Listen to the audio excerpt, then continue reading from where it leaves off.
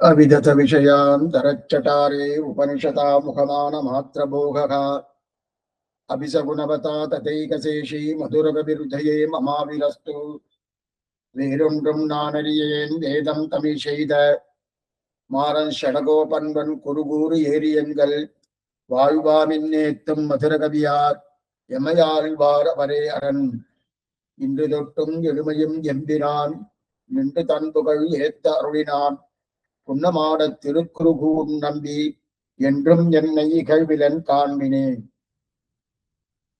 இன்று தொடக்கமாக சுவாமி நம்மாழ்வார் என்னை அனுகிரகித்தார்.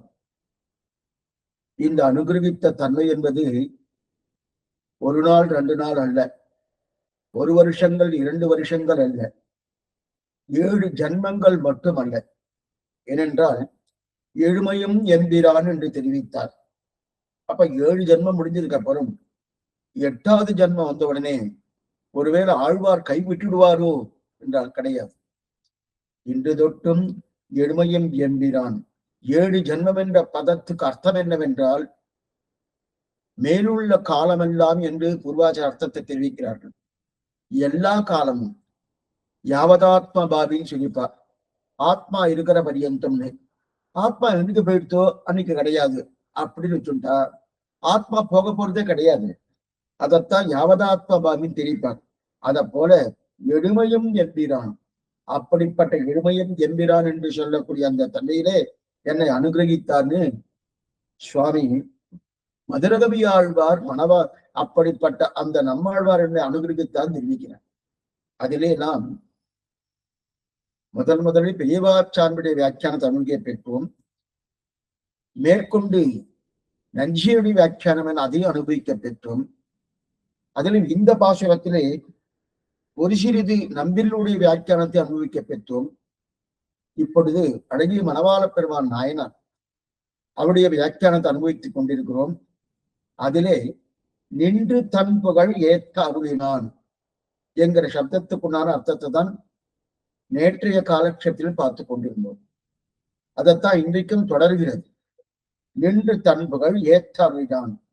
அதாவது ஆழ்வார் பகவத் குணங்கள் பக்கம் 157 2வது பத்தி. ஆழ்வார் தன் புகழேத்த ஆழ்வார் பகவத் குணங்களையே புகழும்படி திருத்தினேனாராகிலும் இவர் தம்முடைய பிரீத்தியாலே தன் புகழை ஏத்தவென்கிறார். தன் புகழேத்த பகவத் குணங்கள் போலே குற்றம் காண்கையும் கண்டதுக்கு தக்க தண்டம் பண்ணுபொய்மோ ஆழ்வார் குணங்கள் இருப்பது அன்னையாய் அத்தனாய் என்னை ஆண்டிடும் தன்னையான் என்கிறபடியே வாத்சல்யப ஒன்றோ இருப்பதே ஆழ்வாடு நிகரில் புகழ் இதிரே அப்படின்னு தெரிவிக்கிறார்.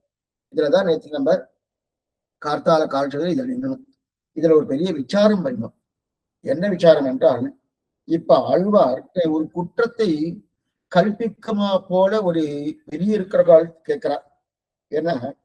என்ன நிலைன்னா, ஆழ்வார் ஆச்சாரியன், நம்மாழ்வார் ஆச்சாரியன், இவர் சிஷ்யன்.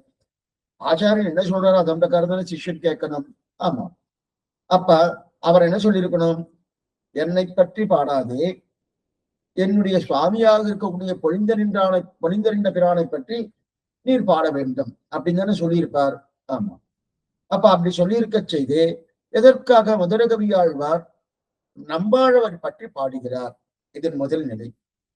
2வது, ஒருவேளை இல்ல சுவாமி, அவர் ஒருவேளை மதுரகவி ஆழ்வார் பாடுகிறார் என்றாலே ஒருவேளை ஆழ்வார் தன்னை பத்தி பாடும் சொல்லியிருப்பாரோ என்கிற ஐயத்தோடு ஒரு சந்தேகத்தோடு அந்த விசாரம் பண்ணிக்கொண்டு அந்த மாதிரி சொல்லியிருப்பாரோ, அதனால மதுரகவி ஆழ்வாரை இப்ப நம்மாழ்வார் பத்தி பாடினாருன்னா இல்லை.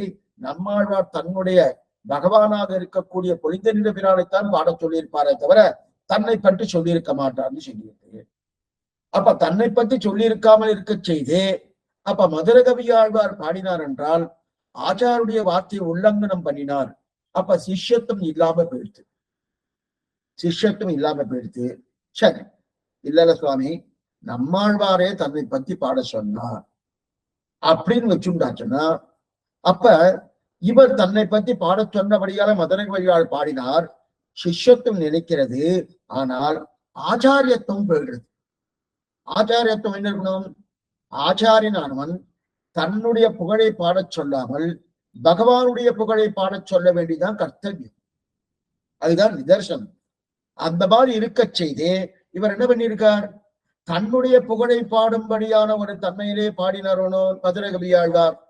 அப்ப ஒருவேளை நம்மாழ்வார் சொல்லியிருப்பாரோ தன் புகழை பாடுன்னு சொல்லி இருந்தால் ஆச்சாரியத்துவம் பெயர்த்துன்னு அர்த்தம். சொல்லவில்லை என்று சொன்னால் சிஷ்யத்துவம் பெயர்த்துன்னு அர்த்தம். அப்ப இதுல எப்படி பார்த்தாலும் சிஷ்யத்துவமோ ஆச்சாரியத்துவமோ இல்லை இரண்டுமோ போனதாக தெரிகிறது. இது நியாயம் இல்லையே, இது சம்பிரதாயம் இல்லையே அப்படின்னு சொல்லி இததான் நேற்றுக்கு நம்ம பெரிய விசாரம் பண்ணி அந்த விசாரத்தோடு நிறுத்தி இருந்தோம். இப்ப ஆழ்வார் சொல்லும் போது இப்ப நீங்க சமாதானம் பார்க்கணும். ஒண்ணுமில்லை, சுருக்கமா பார்த்துடலாம், ஒரு சிரமமே இல்லை. நம்ம பூர்வாச்சாரியத்திடமோ கேள்வி ரொம்ப பெருசா இருக்கிற மாதிரி தோணும். அந்த பெருசா இருக்கிற மாதிரி தோணுமே தவிர அந்த சிடுக்க ரொம்ப லாபகமா எடுத்துக்குவா நம்முடைய பூர்வாச்சாரியர்கள். ஒண்ணும் சிடுக்கே கிடையாது. அதனாதான் சர்வம் சமஞ்சசம்.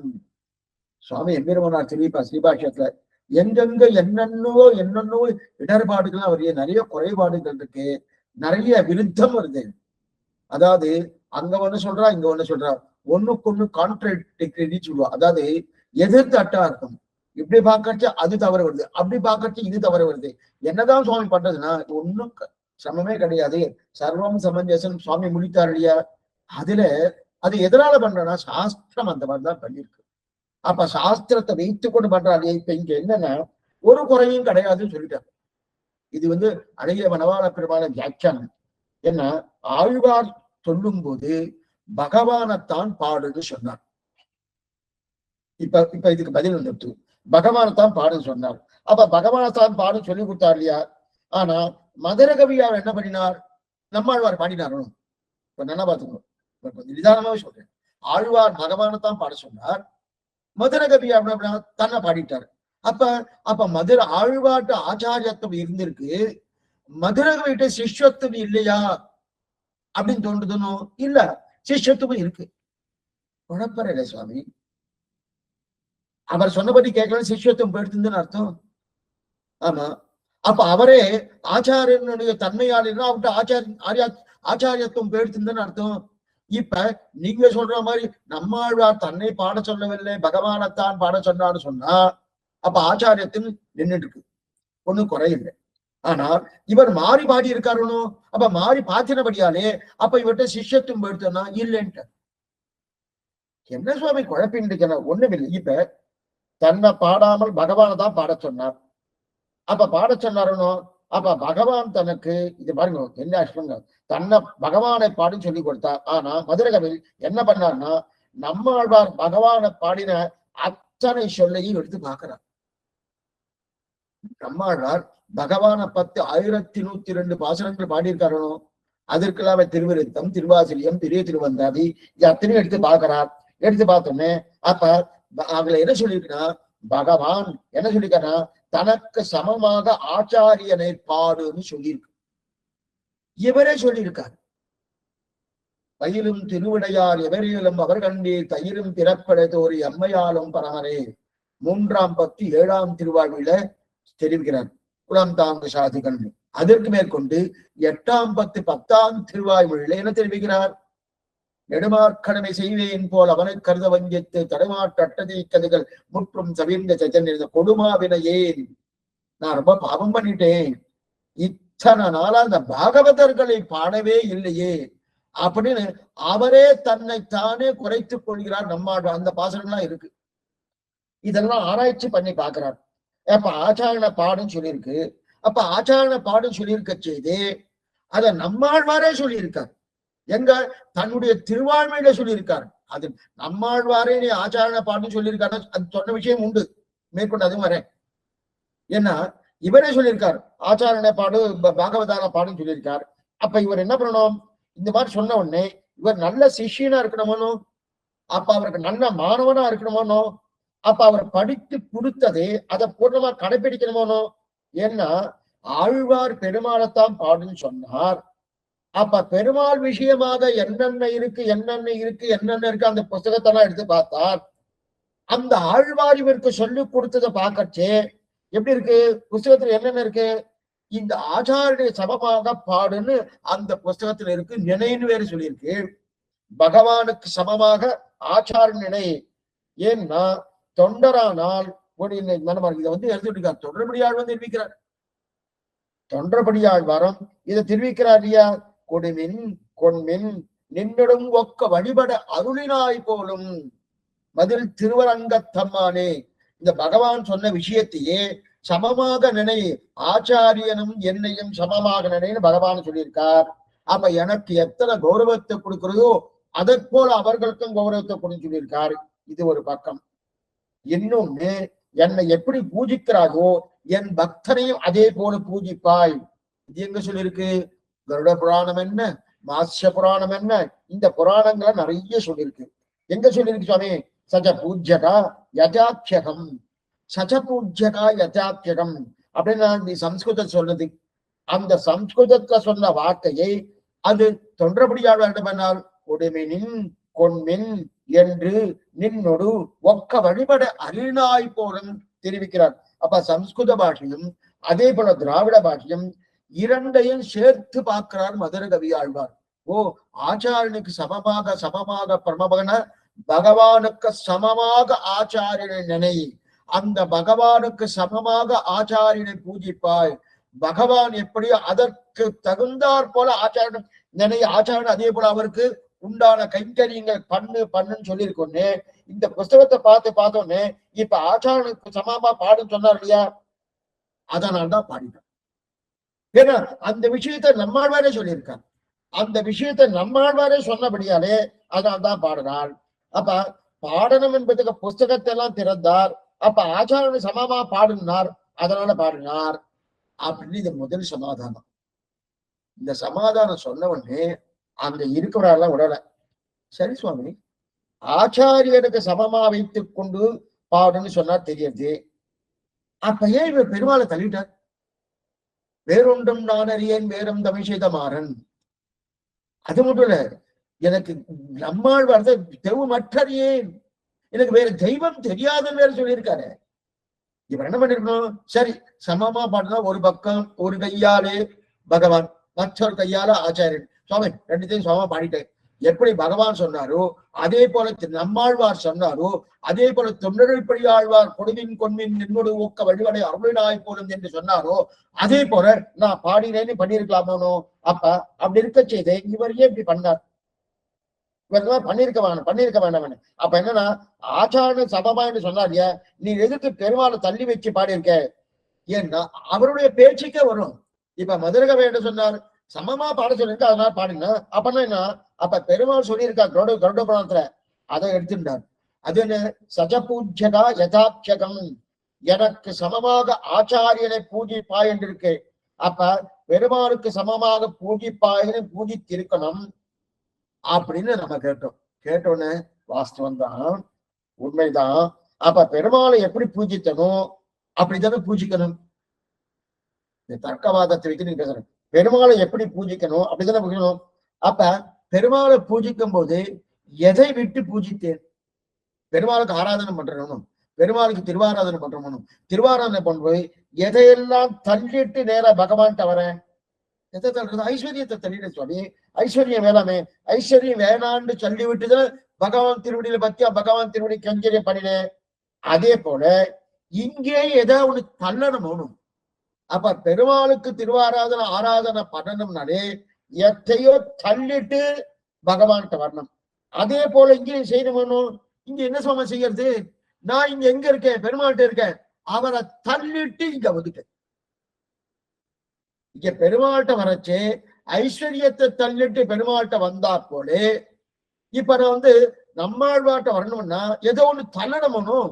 அப்ப எதை தள்ளுறது? அந்த பெருமாளை பூஜிப்பவர்கள் எப்படி ஐஸ்வர்யத்தை தள்ளுவார்களோ அதே போல நான் என்ன பண்ணேன்? நான் இங்க பகவத் பிராப்தியில இருந்துருக்கேன், அவரையும் 2 நேரம் ஆச்சாரிட்ட வந்துட்டேன் அப்படின்னு சொன்னாரு. அப்ப அதுதான் தெரியும். அப்ப ஐஸ்வர்யத்தை விட்டுத்தானே பெருமாள்கிட்ட வருவா. அதே போல இங்கிலும் செய்யணும்னா அவரை விட்டுத்தானே ஆழ்வாரை பூஜிக்கணும். ஏன்னா இவரிடத்துல வரும்போது ஒன்றை விட்டுத்தானே ஆகணும் அப்படின்னார். அப்ப இவர் சொன்ன பாகவதத்தை போகணும்னா இவரை விட்டுத்தான் ஆகணும். ஏன்னா பாகவதாள்கிட்ட போகணும், பகவானை விட்டுத்தாகணும். அப்ப விட்டுத்தாகணும்னா அப்பதான் பாகவத போக முடியும். அதனால்தான் போனேன்னு சொன்னார். அதனால் இந்த இடத்தில் எந்த குற்றமும் இல்லை. அப்ப முதல் நிலை என்ன? ஆழ்வாரே அப்படி சொன்னபடியாலே நான் ஆழ்வாரை பேசினேன். ஏன் அவரே சொல்லியிருக்கார், பயிலும் திருவிடையார் அவரே அவர் கண்டிருக்கேன். மேற்கொண்டு தொண்டரபடி ஆழ்வாருடைய வாக்கியமும் இருக்கு.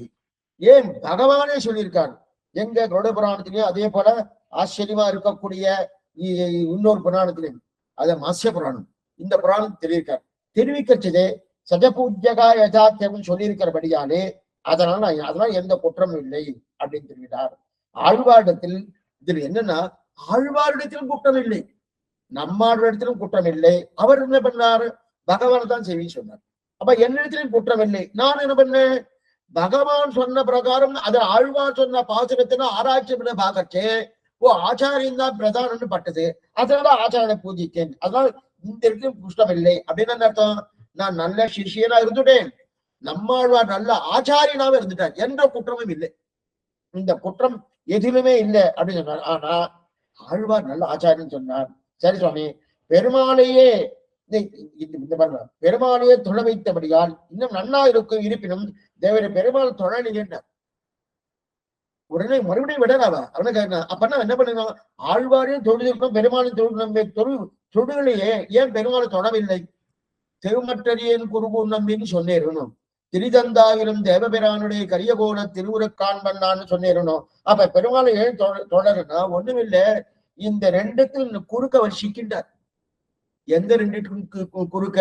ஒண்ணு ஆழ்வாருடைய பாசுரம், இன்னொன்னு அந்த பெருமாளே என்ன சொல்லியிருக்கார்?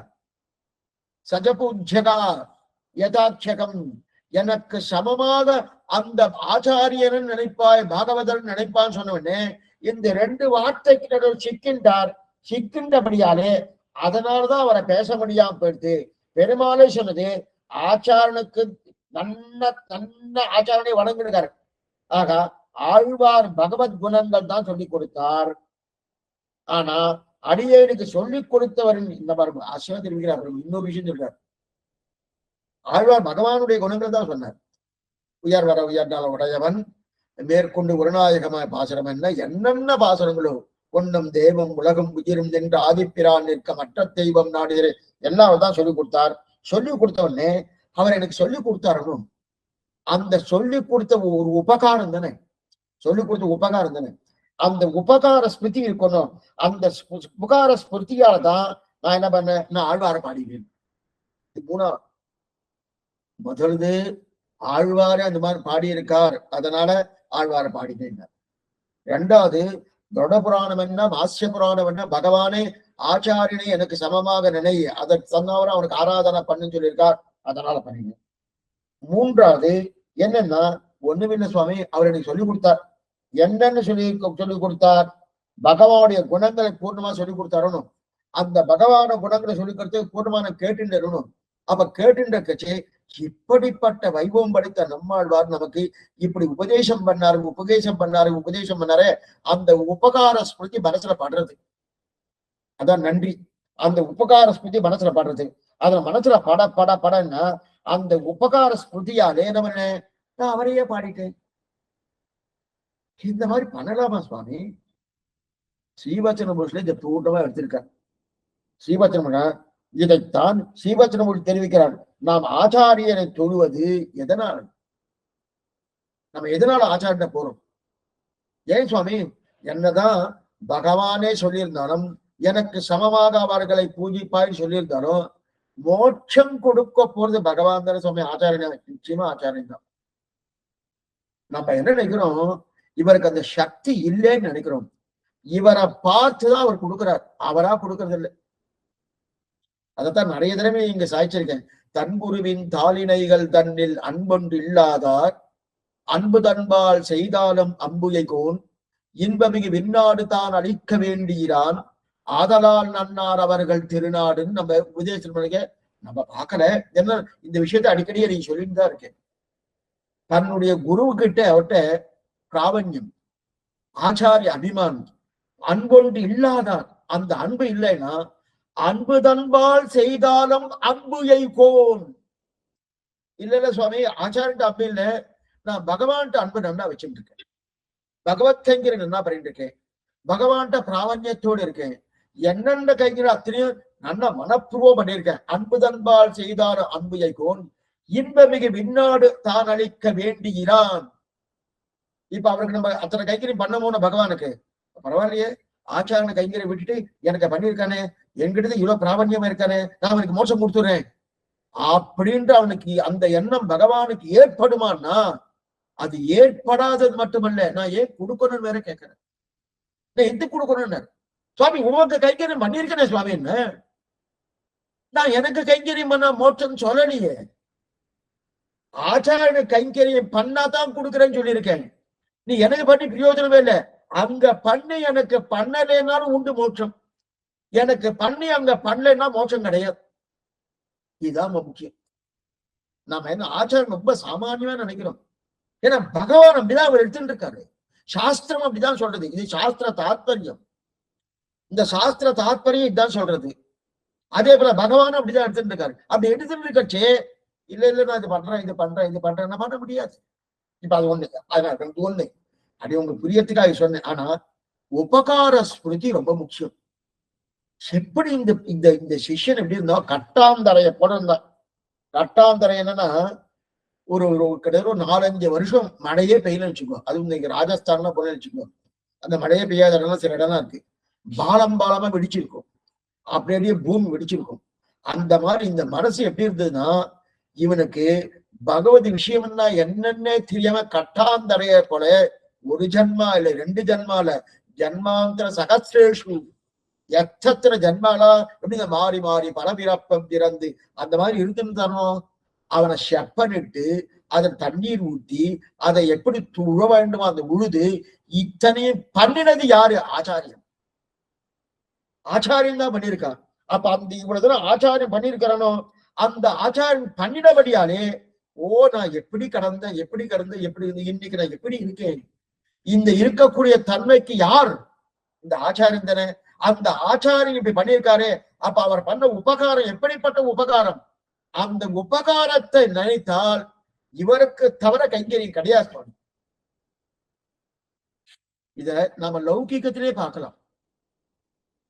ஏன்னா நம்ம சம்பிரதாயம் நிஜமாவே சொல்றேன், ஏன்னா நம்முடைய வாழ்க்கையை தான் சம்பிரதாயம். எத்தையோ நினைக்க வேண்டாம், சம்பிரதாயம் உள்ளுக்குள்ள புரிஞ்சுக்கிறது ரொம்ப கஷ்டம் நினைக்கிறோம், ஒண்ணுமே கிடையாது.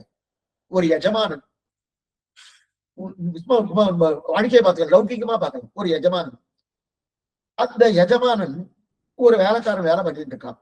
கிட்டத்தட்ட ஒரு 10-15 வருஷம் பண்ணிட்டு இருக்கான். ரொம்ப விசுவாசத்தோடு இருக்கான், ரொம்ப விசுவாசத்தோடு இருக்கும்போது இப்ப என்ன ஆச்சுன்னா, இப்ப அந்த எஜமானன் இந்த வேலைக்காரனுக்கு எல்லா சலுகையும் கொடுத்து அந்த வேலைக்காரனுக்கு எந்த விதமா சிரமம் இல்லாம அண்ணா பாத்துக்கிறான். அந்த எஜமானன் பாத்துக்கிறான். அவ்வளவு தூரம் பாத்து, ஆனா அந்த வேலைக்காரன் சோத்துக்கே சிரமப்பட்டிருந்தான். அப்படி சிரமப்பட்டிருக்கும் போது அவனை கொண்டு வந்து வச்சு ஏதோ கைங்கரியம் பண்ணிட்டு அவனும் அந்த வேலைக்காரனும். ஆனா ரொம்ப நன்னா பார்த்துட்டுதான், அவனுக்கு என்ன அடியே எதை தேவை பார்த்துட்டு அவ்வளவு தூரம் அனுகூலமா இருந்தான். ஏன்னா எப்படி இருந்தாங்க, ஒண்ணுமே இல்லாம இருந்தான், எலும்பு தோலுமா இருந்தான். இன்னைக்கு நல்லா சதப்பெண்டமா இருந்துட்டு இருக்கான், ஆரோக்கியமா இருக்கான், நன்னாவா இருக்கான். நன்னா வெளி தேசத்துல நல்ல மதிப்பு மரியாதை எனக்கு கிடைச்சிருக்கு. இவ்வளவு தூரம் கிடைச்சிருக்கணும். இப்ப அந்த எஜமானனை இந்த வேலைக்காரன் விட மாட்டான். யாராவது ஏதாவது ஒரு வார்த்தை பேசினா வச்சுக்கேன், யார பக்கத்து வீட்டுக்கு வந்து வீட்டுக்கார தன்னுடைய எஜமான இவரும் நல்லவா இருக்கான், ஒரு வார்த்தை பேசினா கூட உடனே இந்த வேலைக்காரன் ஓடி வந்து என்னமா நீங்க இந்த மாதிரி பேசுறேன், சண்டைக்கு வருவாரா இல்லையா, இல்ல ஏத்து பேசுவாரா இல்லையா, என்ன சுவாமி அவனுக்கு ஒரு சம்மந்தமே ஒரு வெறும் வேலைக்காரன். அங்க வந்து என்னது ஒரு எஜமானன், அவர் யாரோ இன்னொருத்த பக்கத்து வீட்டுக்காரர் ஏதோ பேசிட்டு இருக்காரு. ஆனா குறுக்க வந்து பேசுற என்ன காரணம், நான் எப்படி இருந்தேன், என்னவா இருந்தேன், ஒண்ணுமே இல்லாம இருந்திருந்தனே, என்னை இவ்வளவு தூரம் என்னை கொண்டு வந்து மேல தூக்கி வச்சிருக்காரு, இந்த உபகாரம், இப்படிப்பட்ட உபகாரத்தை நினைச்சா அந்த எஜமானனுக்கு மட்டும்தான், நான் வேற யாருக்கும் கிடையாது. ஒண்ணும் இல்லை, சரீர சம்பந்தம், ஆத்ம சம்பந்தம் கூட இல்லை. என்ன பண்ணி சரீர சம்பந்தம், இந்த சரீர இத்தனைக்கும் சரீர சம்பந்தம் என்ன சம்பந்தம், ரத்த சம்பந்தமா கிடையாது. தாய் பிள்ளை, தகப்பனார் பிள்ளை, ரத்த சம்பந்தமாக இருக்கு. அந்த சம்பந்தமா இருக்கு. இது அந்த சம்பந்தம் கூட கிடையாது, என்ன ஜாதின்னு கூட தெரியாது. அப்படி இருக்க செய்தையும் தன்னுடைய எஜமானுக்கால என்னமா பரிந்து வர, இது ஒரு பக்கம். சிலதெல்லாம் நாய் வளர்க்கிறா பாருங்க, நாய் வளர்க்கப்படாத சாஸ்திர சம்மந்தம் கிடையாது. அவருக்கு நரகம் தான் சொல்லியிருக்கு, தொட்டாலே உடனே தீர்த்தவாரன்னு சொல்லியிருக்கு. இன்னைக்கு அது எப்படியோ போயிட்டு இருக்கா. நேரம் ஆத்துக்குள்ளேயே அவ எங்க படுக்கிறாளோ அவனோட சேர்ந்து எல்லாம் நடந்துட்டு இருக்கட்டும். இப்ப அந்த நாய் இருக்க ஒரு எஜமான் வீட்டு காவலா இருந்துட்டு இருக்காச்சு. அந்த எஜமானுக்கு ஏதாவது அதுக்கு என்ன சோதம் போட்டுப்பாரு, அவ்வளவுதான். உடனே அது எப்படி குறைக்கிறது, யாரா வந்துட்டா அந்த நன்றி காமிக்கிறதுன்னு ஒரு விலங்கு நன்றி காமிக்கிறது. ஒரு எஜமானனுக்கு ஒரு வேலைக்காரன், அவனுக்கு ஒன்றும் சிஷ்யத்துவம் எல்லாம் ஒண்ணும் தெரியாது. அது மட்டும் இல்ல, இது ஆத்ம சம்பந்தமும் இல்லை. இந்த ஆத்ம உஜ்ஜீவனம் அடைவதற்காக அந்த எஜமானன் இருக்கான்னா இல்லை. ஏன்னா இந்த சரீரத்தை தான் பார்த்துட்டோம், என்னைக்குதான் சரீரம் நஸ்வரம், என்னைக்குன்னா போயிடுவது. ஆனா அந்த சரீரத்தை தான் பார்த்து கொடுத்துருக்காங்க. அதுவும் சாஸ்வதமா கடைசி வரைக்கும் இருப்பானா தெரியாது. அவர் முன்ன போறாரா இவர் முன்ன போறாரான்னு தெரியாது. ஆனா அந்த மாதிரி இருக்க செய்தே ஒரு எஜமானன்ட்ட ஒரு வேலைக்காரன் இவ்வளவு தூரம் அவர் பண்ண உபகாரத்துக்கு அதை நினைவுல வைத்துக் கொண்டு என்னமா எங்க எஜமான பேசுறான்னு முன்னாடி வந்து எவ்வளவு தூரம் ஆதரவு கொடுக்கிறாரு. அப்ப அந்த உபகார ஸ்மிருதி, அவர் பண்ண உதவியை நினைத்து நினைத்து நினைத்து நினைத்து அவர்தான் எனக்கு எல்லாம், அவர்தான் எனக்கு எல்லாம் என்கிற நினைவு வருதனும். ஒண்ணுமில்லாத லௌகீகத்துல இது வருதுன்னா ஆத்ம உஜ்ஜீவனத்துக்காக ஆச்சாரியன் பண்ணியிருக்க. பகவான் பண்ணமாட்டாரா? தெரியாது. இதுதான் பதில். சாமி நீங்க ரொம்ப இறக்கிறது தகராறு. இல்ல நிஜம் அது. ஏன் நிஜம்னு சொல்றேன்னா, நான் அந்த மாதிரி இருந்திருக்கேன். பாபத்தால கூடு பூரித்து கொண்டிருக்கிறேன். நான் அந்த நிலையில நான் இருந்திருக்கேன். அப்ப என்ன பண்ணுவார் அவரு? சாஸ்திரத்தை பார்க்கணும். இவன் பாபிஷ்டன், அந்த பாபிஷ்டனா இருக்கச்சதே இவரை சம்சாரத்தில் தள்ளி, அதைத்தான் அவர் பண்ணுவாரு. அவர்கிட்ட குற்றம் இல்லை. அப்ப ஆச்சாரத்தை பண்ண மாட்டார். மோட்சைக கேத்து, ஒரு மோட்சம் இந்த ஜீவாத்தா பாடா போயின்னு இருக்கானே இந்த தன்மை பகவானுக்கு வராதான்னா அவர் சாஸ்திரத்தை பார்ப்பார், என்னுடைய சுவாதந்திரத்தை பார்ப்பார், கெட்டுக்கே வரமாட்டார். இதுல என்னதுமா பெரிய விஷயம்? அவருடைய அனுமதி இல்லாம நான் எதுவுமே பண்ண முடியாது, யாருமே பண்ண முடியாது. ஆனா நான் தப்பா பண்ணாலும் நான் தான் பண்ணேன்னு அர்த்தம். அதே ஆச்சாரிய அனுமதி இல்லாம நான் எதை வேணா பண்ணிட்டு இருக்கேன், ஆனா எனக்கு அவர் நல்லதே பண்ணிட்டு இருக்காரு. நான் பகவானுடைய அனுமதியோடு தான் பண்ணிட்டு இருக்கேன், தீயதே பண்ணிட்டு இருக்கேன். இப்ப எந்த இடத்துல இவருக்கு உபகார ஸ்மிருதி வரும், கொஞ்சம் யோசனை பண்ணி பாருங்க. அதை இன்னும் நிறைய சொல்லணும். ஏன்னா இதெல்லாம் ஸ்ரீவத்சன கோஷம் இல்லை, இது கண்ணன் செலுத்தாம அதுக்கு மேலே ஸ்ரீவத்சன மொழி வியாக்கியமா போயிடும். அப்ப அந்த உபகார ஸ்மிருதி வந்து இல்லையா, இப்படி பண்ணியிருக்கான ஆச்சாரி. ஏன்னா இனிமே இவருக்கு ஜன்மா கிடையாது, இனிமே ஜன்மா கிடையாது இந்த ஆச்சாரியுடைய சம்பந்தத்தால. அப்ப என்ன நினைக்க தோணும் இந்த சிஷ்யனுக்கு? சுவாமி என்ன நினைக்க தோணுமா, இந்த பக்கம் பகவான் தானே இரு, எங்க ஆச்சாரம் பண்ணிட்டு இருக்கு. இதைத்தான் வடுகு நம்பி பண்ணாரு. உண்மை பெருமாள் நீ பார்த்துக்கோ, எங்க ஆச்சாரன் நான் பால காய்ச்சனன்றார். சரி, இப்ப என்ன பண்ணிருக்கணும் அங்க ராமானுஜர்? என்னடி, நான் ஆச்சாரியன், நீ சிஷ்யன், நான் சொல்றபடி நீ கேட்கணும். ஆச்சாரம் என்ன சொல்றோம்? பகவான சேவின்னு சொல்லணுமோ, இந்த வார்த்தை சொல்லி இருக்கணுமோ? ஒருவேளை ராமானுஜர் தெரியாதா? தெரியாதா? இப்பதான் கொஞ்சம் தான் பார்த்தோம். சொல்லா தமிழொரு மூன்றும் சுருதிகள் நான்கும் எல்லையெல்லா அறநெறி யாரும் அறிந்தவன். என்ன சாஸ்திரம் அப்படிதான் சொல்றது. பகவானும் அதைத்தான் ஆசைப்படுறார். அந்த ஆசை இருக்க செய்தே இப்ப மதுரகவியா என்ன பண்ணுவார்? சுவாமி அவர் எனக்கு பண்ணாரே, நன்மையால் மிக்க நான்மறையாளர்கள் புண்மையாக கருதுவர், கைவிட்டார். அத்தனை பேர் கைவிட்டவர்களை கைத்தீட்டு கொண்டு வந்து என்னை உட்கார வைத்து மதுரகவின்னு ஒரு பட்டத்தையும் கொடுத்தார். இந்த மதுரகவி பட்டம் எதனால வந்தது? நான் பகவானை பத்தி பாடி இருந்தாலும் எனக்கு மதுரை கவி பட்டம் வரதோ இருக்காது. ஆழ்வாரை பத்தி எத்தனை ஆழ்வார் இருக்கா? எந்த ஒரு ஆழ்வாருக்கு மதுரை கவின்னு ஒரு பேர் வந்திருக்கா? இல்ல. ஆனா மதுரை கவி ஆழ்வாருக்கு அவர் இயற்பெயர் மதுரை கவி கிடையாது. உறக்கச்சே அவர் மதுரை கவின்னு பறந்தாரா? இல்ல. அப்ப மதுரை கவின்னு ஒரு பட்டத்தை கொடுக்கணும்னா ஆழ்வாரை பத்தின பாடினபடியால மதுரை கவி பட்டம். பகவானை பத்தி பாடி இருந்தானா ஒண்ணும் வந்திருக்காது. இதெல்லாம் மனசுல உள்ளுக்குள்ள ஓடிட்டு இருக்கு. ஓட ஓட இந்த உபகார ஸ்மிருதி வந்துடுறது. ஓ ஆழ்வாருக்கு பண்ணணுமே பண்ணணும். இதைத்தான் ஸ்ரீவச்சன பூஷன் கேட்கணும். கேட்டதான ஓட ஓட என்னன்னா ஆழ்வார் தான். சரி சுவாமி, ஆழ்வார் தான் சொல்லிட்டு இருக்கேனே, அது சாஸ்திர சம்மதம். சாஸ்திரமே அதான் சொல்றது. பகவானே அதான் சொல்றாரு. மாசிய புராணம் என்ன, கருட புராணம் என்ன, அதைத்தான் சொல்றது. என்ன சொல்றது? இத்தனை சகபூஜ்யரா யதாட்சகம், எனக்கு சமமாக எனக்கு சமமா நினைக்கும் சொல்லிருக்கு இல்லையா? அதுல என்ன தெரியுமா அர்த்தம்? உண்மையான அர்த்தம் என்ன தெரியுமா இருக்கு? பகவான் அதை ஏன் அந்த வார்த்தையை போட்டார்னா, எனக்கு மேல அவளை நினைக்கணும், நீ நினைக்க மாட்ட. ஏன் நினைக்க மாட்டேன்? அது என்னவா சொல்ல, என்ன போலதான் அவ இருக்கா, என்ன போலதான் அவ எல்லாம் பண்ணிட்டு இருக்கா, என்ன போலதான் சாப்பிட்டு இருக்கா, எனக்கு வியாதி வரா மாதிரி அவளுக்கு வியாதி வந்துட்டு இருக்கு. அவர் என்ன சுவாமி உன்னை போல நான் நினைக்கலாம்? உனக்கு அதெல்லாம் கிடையாது, அவளுக்கு அதெல்லாம் இருக்கே. ஏன் நினைக்கணுமான்னு எங்க என்ன வந்துட்டு போகணும்? அப்ப இந்த மாதிரி சொன்னா யாருமே பண்ண மாட்டா. என்னை விட நீ உயர்த்தியா நினைக்கணும், பண்ண மாட்டா.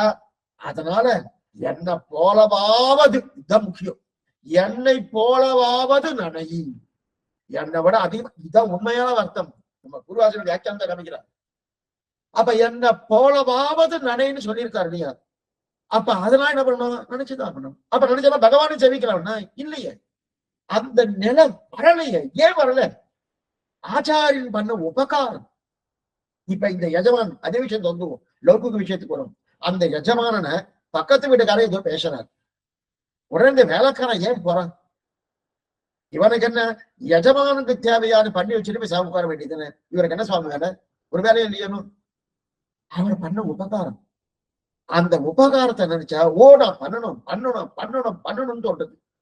பண்ணணும்னு தோணும் போது என்னன்னா, தன்னுடைய வாழ்க்கையை அந்த எஜமானுக்கார ஒருத்தர் நிறைய பேர் இருக்கா. ஒன்றுமில்லாத லௌகீகத்திலே இந்த நிலை இருக்குன்னா அது இருக்கலாம், தவறு கிடையாது. மனிதநேயம்னு சொல்லுவார், எந்த தவறும் கிடையாது. ஆனா அந்த மனித நேயத்தையும் காண்டி ஆத்ம உஜ்ஜீவனம், அந்த ஆத்ம உஜ்ஜீவனத்துக்காக சுவாமி ஆழ்வார் பண்ணினா, அவர் எப்படி இருந்தாலும் உண்மையாக கரிதர் இல்லையா, நன்மையால் விற்கணும், அப்படிப்பட்ட என்ன பண்ணார் இல்லையா? அதனால உபகார கௌரவத்தாலே, உபகார வஸ்து கௌரவத்தாலே அந்த ஆச்சாரியனை பற்றி கிடக்கிறார். ஆக இதுதான் தன் புகழேத்த இன்று தொட்டும் எழுமையும் என்பிரான் நின்று தன் புகழ் ஏத்த அருளினான். இந்த நின்று தன் புகழ் சப்தம் நீங்க மறக்கவே படாது. இந்த பாசுரத்தின் நின்று தன் புகழ் சப்தம் ரொம்ப முக்கியம். தன் புகழ் ஏத்த அருளினான் கிடையாது. ஏன்னா தன் புகழ் ஏத்த என்று அவர் சொல்லி கொடுக்கல. பாருங்க தன் புகழ் ஏத்த அப்படின்னா, அப்ப என்னை பூஜி, எனக்கு ஆராதனை பண்ணு, என்னுடைய புகழ சொல்லு அப்படின்னு நம்மாழ்வார் சொல்லி கொடுக்குற. அப்ப மதுரகவலிட்டு அவர் இப்ப இவன் ஏன் சுவாமி பண்றாரு? அந்த நம்மாழ்வார் மேல இருக்கக்கூடிய பிரீத்தி அதிசயத்தால், உபகார வஸ்து கௌரவம், உபகார ஸ்மிருதி, அந்த கௌரவத்தால அதிகமான பிரீத்தியால ஏத்த தன் புகழ் ஏத்த அருளினான் அப்படின்னு ஏத்த. அதாவது தன் புகழ்னா அந்த இடத்துல என்ன, ஆழ்வார் புகழ். தன் புகழ் ஏத்த அப்படின்னு ஆழ்வார் புகழ். அவன் புகழ்ன்னு சொன்னா பகவானுடைய புகழ். தன் புகழ் ஆழ்வார் புகழ். இப்ப ஆழ்வார் புகழுக்கும் பகவான் புகழுக்கும் என்ன சொன்னா, பகவானுக்கு நிறைய குணங்கள் இருக்கு. ஆனா குறுக்கே நம்முடைய குற்றங்களையும் பார்க்கக்கூடிய குணமும் இருக்கு. அகிலேய பிரத்தினீகன் சமஸ்த கல்யாண குணாத்தனன்னு சொல்லியிருக்கு. நம்முடைய நிறைய கல்யாண குணங்கள் தானே, நம்முடைய குற்றத்தையும் பார்க்கிற குணம் இருக்கு. அப்பனா அப்ப என்ன இருக்கு, அந்த பார்த்தான்னா அதுக்கு தகுந்த தண்டனையும் கொடுத்துவார். அதோடு சேர்ந்து இருக்கக்கூடிய குணங்கள் பகவானுடையது. ஆனா அப்படிப்பட்ட குணமா எங்க நம்மாழ்வார்கள்? அந்த மாதிரி குணம் இல்லையே. எப்படிப்பட்ட குணம்? அன்னையாய் அத்தனாய் என்னை ஆண்டிடும் தன்மையான். ரொம்ப முக்கியம். அன்னையாய் அத்தனாய் என்னை ஆண்டிடும் தன்மையான்.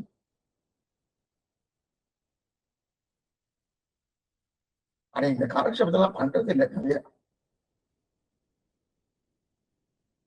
காலக்ஷேபத்துக்கு ஒரு பெரிய வியாதி. அந்த மாதிரி இருக்கப்படாது. அது எனக்கு அந்த யோகத்தை இல்லை. ஏன்னா காலக்ஷேபம் பண்றவா உணர்ச்சி வரப்படாது. ஏன்னா என்ன விஷயம் அந்த விஷயத்தை சொல்லிட்டு முக்கியம். அதை கேட்கிறவா தான் உணர்ச்சி வசப்படணும். இதான் எங்க ஆச்சாரியன் சொல்லுவார்.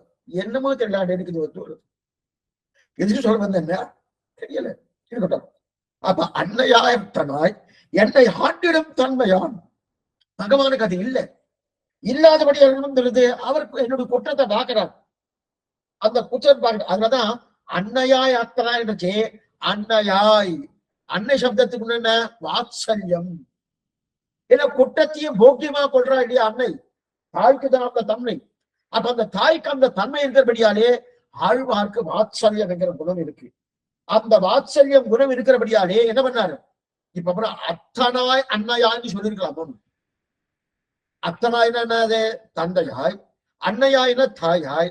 இப்ப மதுரகவே என்ன பண்ணிருக்கலாம், ஏன்னா ஆழ்வார் பாட்டு இருக்கு, அத்தனாகி அன்னையாகி என்னை ஆளும் பிரானும் ஆகின்னு குலசேகர ஆழ்வார் பாசனம் இருக்கு. முதல்ல அத்தன்னு சொல்றார், அடுத்த அன்னைன்னு சொல்றார். அப்ப முதல்ல என்ன பண்றாரு, தகப்பனாரா இருக்கார், அப்புறம் தாயாரா இருக்கார். ஏன் சுவாமி தகப்பனாரா இருந்தா என்ன வித்தியாசம், தாயாரா இருந்தா என்ன வித்தியாசம்னா, தகப்பனாரா இருந்தா என்னன்னா அவருக்கு பிரியம் இருக்காது, அவர்கிட்ட பிரியம் இருக்காது. என்ன பிரியம் இருக்காதுன்னா, அவருக்கு சரியா பண்றியா சரியா பண்றியா சரியா பண்றியா, இப்படிதான் பண்ணணும் இப்படிதான் பண்ணணும்னு நியமனம் பண்ணிட்டே இருப்பாரு.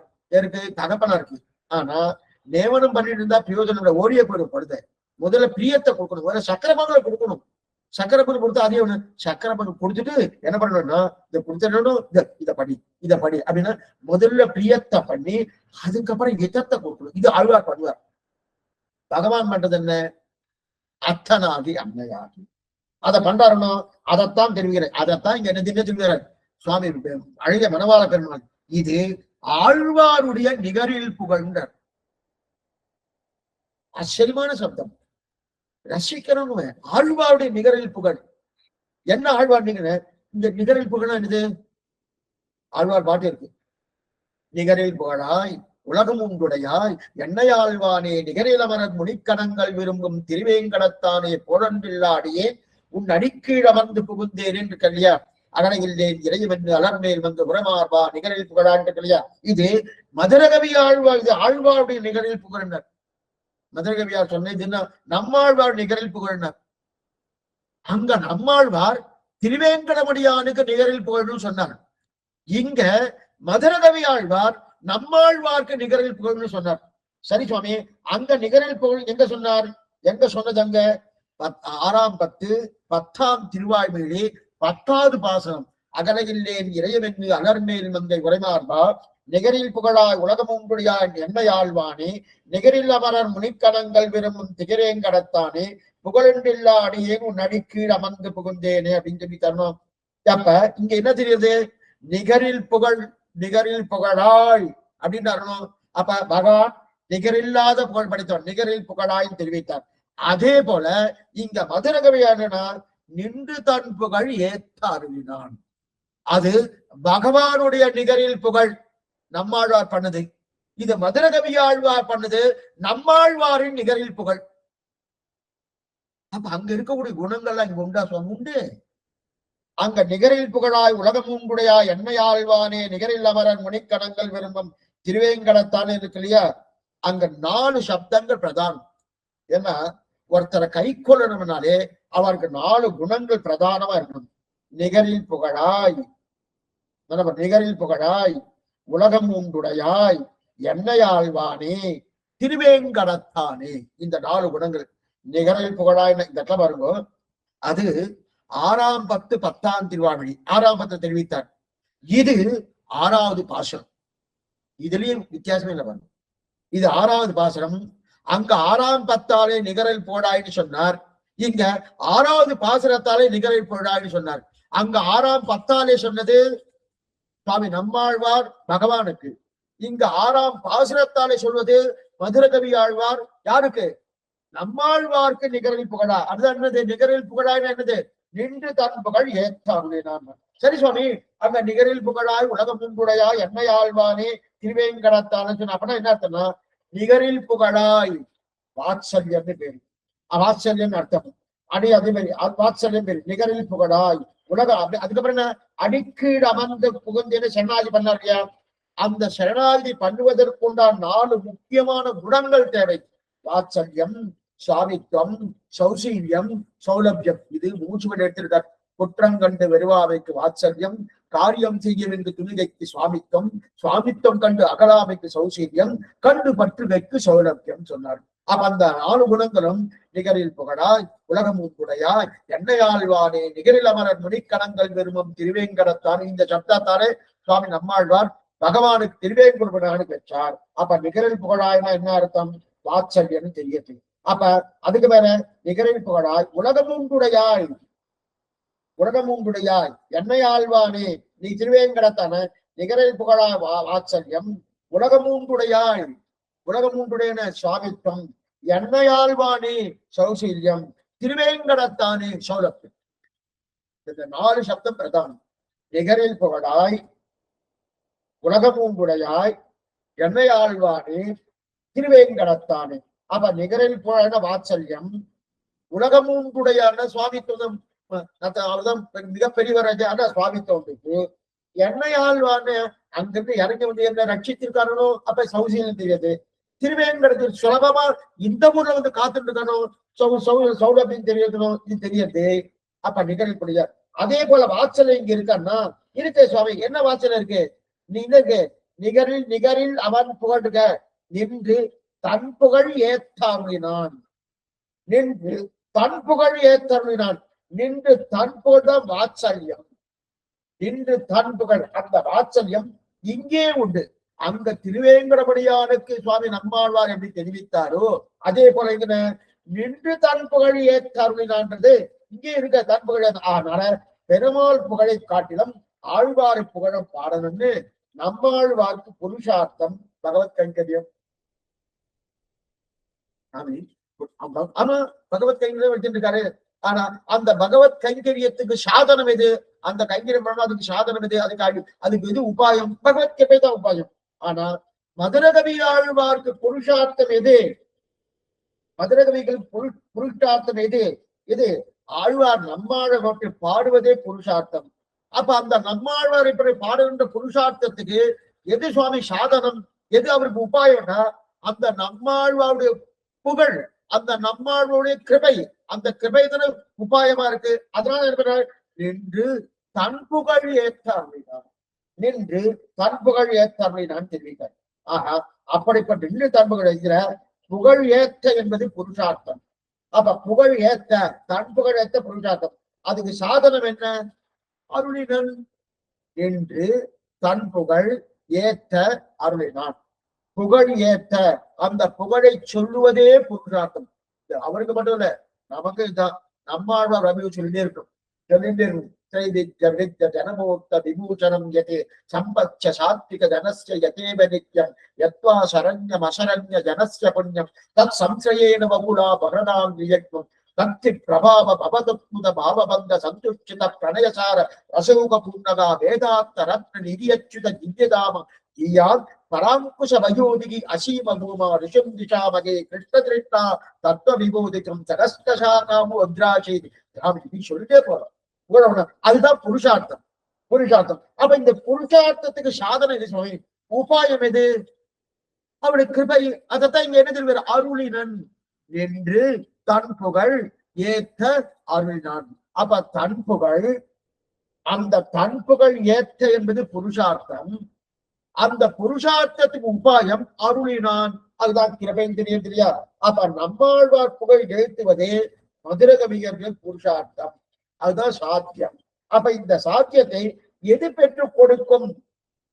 ஏற்ற அருளினார்களே, அந்த அருளினார் என்று சொல்லக்கூடிய அந்த கிருபைதான் பெற்றுக் கொடுக்கும். அப்ப நம்மாழ்வாருக்கு அருளேதான் சாதனம். நம்மாழ்வார் அருள், நம்மாழ்வாருக்கு இல்ல, நம்மாழ்வார் அருளேதான் சாதனம். அந்த நம்மாழ்வார் புகழை பாடுவதே புருஷார்த்தம் அப்படின்னு தெரிவிக்கிறாங்க. இது இன்னொரு எக்ஸாம்பிள். அப்ப நம்மாழ்வாரே, நம்மாழ்வார்க்கு புகழை பாடுவதே புருஷார்த்தம். அந்த புகழை பாடுவதற்கு உண்டான சாதனம் என்னன்னா அவருடைய கிருபை அப்படின்னு. இப்ப அதுக்கு முன்னோடு சொல்றேன். இது நம்மாழ்வார் பாடின ஒரு பாசனம். கண்ணே உன்னை காண கருதி என் நெஞ்சம் என்னே கொண்ட சிந்தையதாய் நின்று அம்பம் பின்னோர் முருவர் தின்றும் காண்பரியாயை நன்னாதொழிவே என்று நான் அடைக்கிறேன். இது பாசனம்.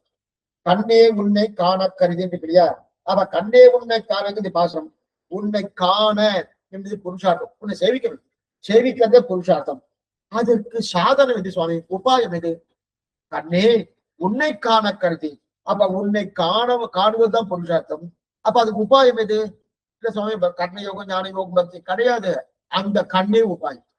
கண்ணே உன்னை காண கருதி, அந்த கண் தான் உபாயம். ஏன்னா காண்கைக்கு சாதனம் கண். காண்கை என்பது புருஷார்த்தம். அதாவது காண்பதுன்னா பார்ப்பது, பார்ப்பது என்பது புருஷார்த்தம். அந்த பார்ப்பதற்கு சாதனம் எது? கண். கண்ணனா பகவான். கண்ணே உன்னை காண கருதி. கண்ணனா நம்ம கண்ணன்னு சொல்லக்கூடாது, பகவானுடைய அந்த கண்ணனா பகவான் அப்படின்னு சொல்றீங்க. அப்ப கண்ணே உன்னை காண கருதி இந்த பாசுரத்துல உன்னை காண என்பது புருஷார்த்தம். அதற்கு கண்ணே அவரையே கூப்பிட்டாரோ. அப்ப அவரே கண், அவரே சாதனம். சாத்திய சாதனம் இரண்டும் பகவான். அவனாலே அவனை அடைதல், அவனாலே மற்றொன்றை அடைதல் அல்ல, மற்றொன்றாலே அவனை அடைதல் அல்ல, அவனாலே அவனை அடைதல். ஆக கண் சாதகமாகவும் சாதனமாகவும் காண்பது புருஷார்த்தம். ஆழ்வார் சாதித்தார் இல்லையா அங்க. இங்க அதே போல மதுரை என்று தெரிவிக்கிறார். தன்புகழ் ஏத்த அருளினான். தன்புகழ் ஏத்த என்பதனாலே நம்மாழ்வாருடைய புகழை பாடுவதே புருஷார்த்தம். சரி, அப்ப சொல்லிட்டு அதுக்கு சாதனம் எது? நம்மாழ்வார் அருளே சாதனம். தன் புகழ் ஏத்த என்னது? அருளினான். அந்த அருளே புருஷார்த்தம் என்று சாதனம் என்று அருளிட்டார். அப்ப ஆழ்வார் பகவானுக்கு வாச்சிக கைங்கரியம் பண்ணார் போலே நாம் நம்மளுக்கு வாச்சிக பண்ணது சாதனம். வாச்சிக கைங்கரியம் என்னது? வாக்காளர் அவரு வாக்காளர் கைங்கரியம் பண்ண ஒன்னும் சரீர கைங்கரியம் ஒண்ணும் பண்ண மாதிரி தெரியல. புதிய மரத்தடியில தான் உட்கார்ந்துட்டு இருந்தாரு தவிர அங்கிருந்து நகரவே இல்லை. எல்லா பெருமாளும் அங்க வந்துட்டு இருந்தாரு தவிர இவர் எங்கேயும் போகல. திருமங்கையாளர் தான் அந்த ஆடல்மா குதிரையை வைத்துக் கொண்டு ஒவ்வொரு திவிதேசம் போயிட்டு வந்துட்டு இருக்காரு. ஆனா இவர் எங்க போனதா தெரியல. அப்படி இருக்கிறது வாச்சிக்க கைங்க அங்கடிமை செய்தான் முன்ப வாச்சிக்கமாய் அங்கடிமை செய்தான் முன்பால்னு பாசுரம் திருவாரூர் போட்டிருந்தார். அப்படி இருக்கது வாச்சிக்க கைங்கரியம் பண்ணார், வாஸ்தவம் தான். அப்ப நம்மாழ்வாற்ற வாசிக்க கைங்கரியம் பண்ணது யாரு? அது சாதனம். இப்ப அந்த சாதனத்துக்கு எது சாதனம்? ஆழ்வார் கிருபை. சரி சுவாமி, இப்பொழுது சொல்லியிருக்கிறது. அப்ப ஆச்சாரியம் தான் எல்லாம் சொல்லி நம்மாழ்வார் சொல்லியிருக்காரா? சரி, நான் சொல்லிட்டேன். இவர் என்ன உபாய ஸ்மிருதியால நம்மாழ்வார் நமக்கு பண்ணின உபகாரம், அந்த உபகாரத்தை ஞாபகம் வைத்துக் கொண்டு ஆழ்வார் தவிர வேற கிடையாது சொல்லிட்டு சரி ஒத்துதான் ஒத்துருக்கோம். ஆனா இந்த வார்த்தை நம்மாழ்வார் சொல்லியிருக்குமா வேண்டாமா? சொல்லியிருக்காரா? அப்பனா என்னையே 10 சொல்லியிருக்கோம்னா அப்படி சொல்ல மாட்டேன்.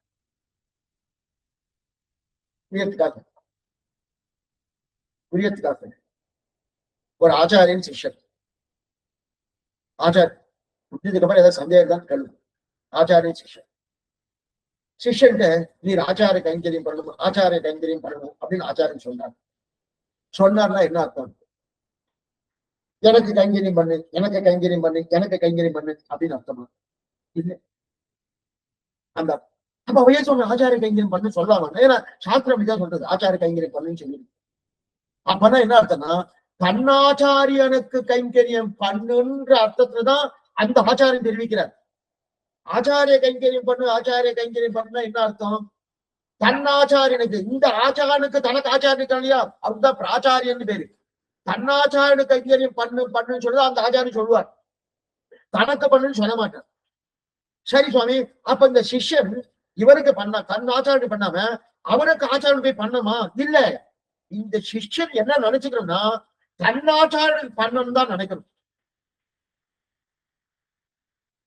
கொஞ்சம் நெருடலான இடமை.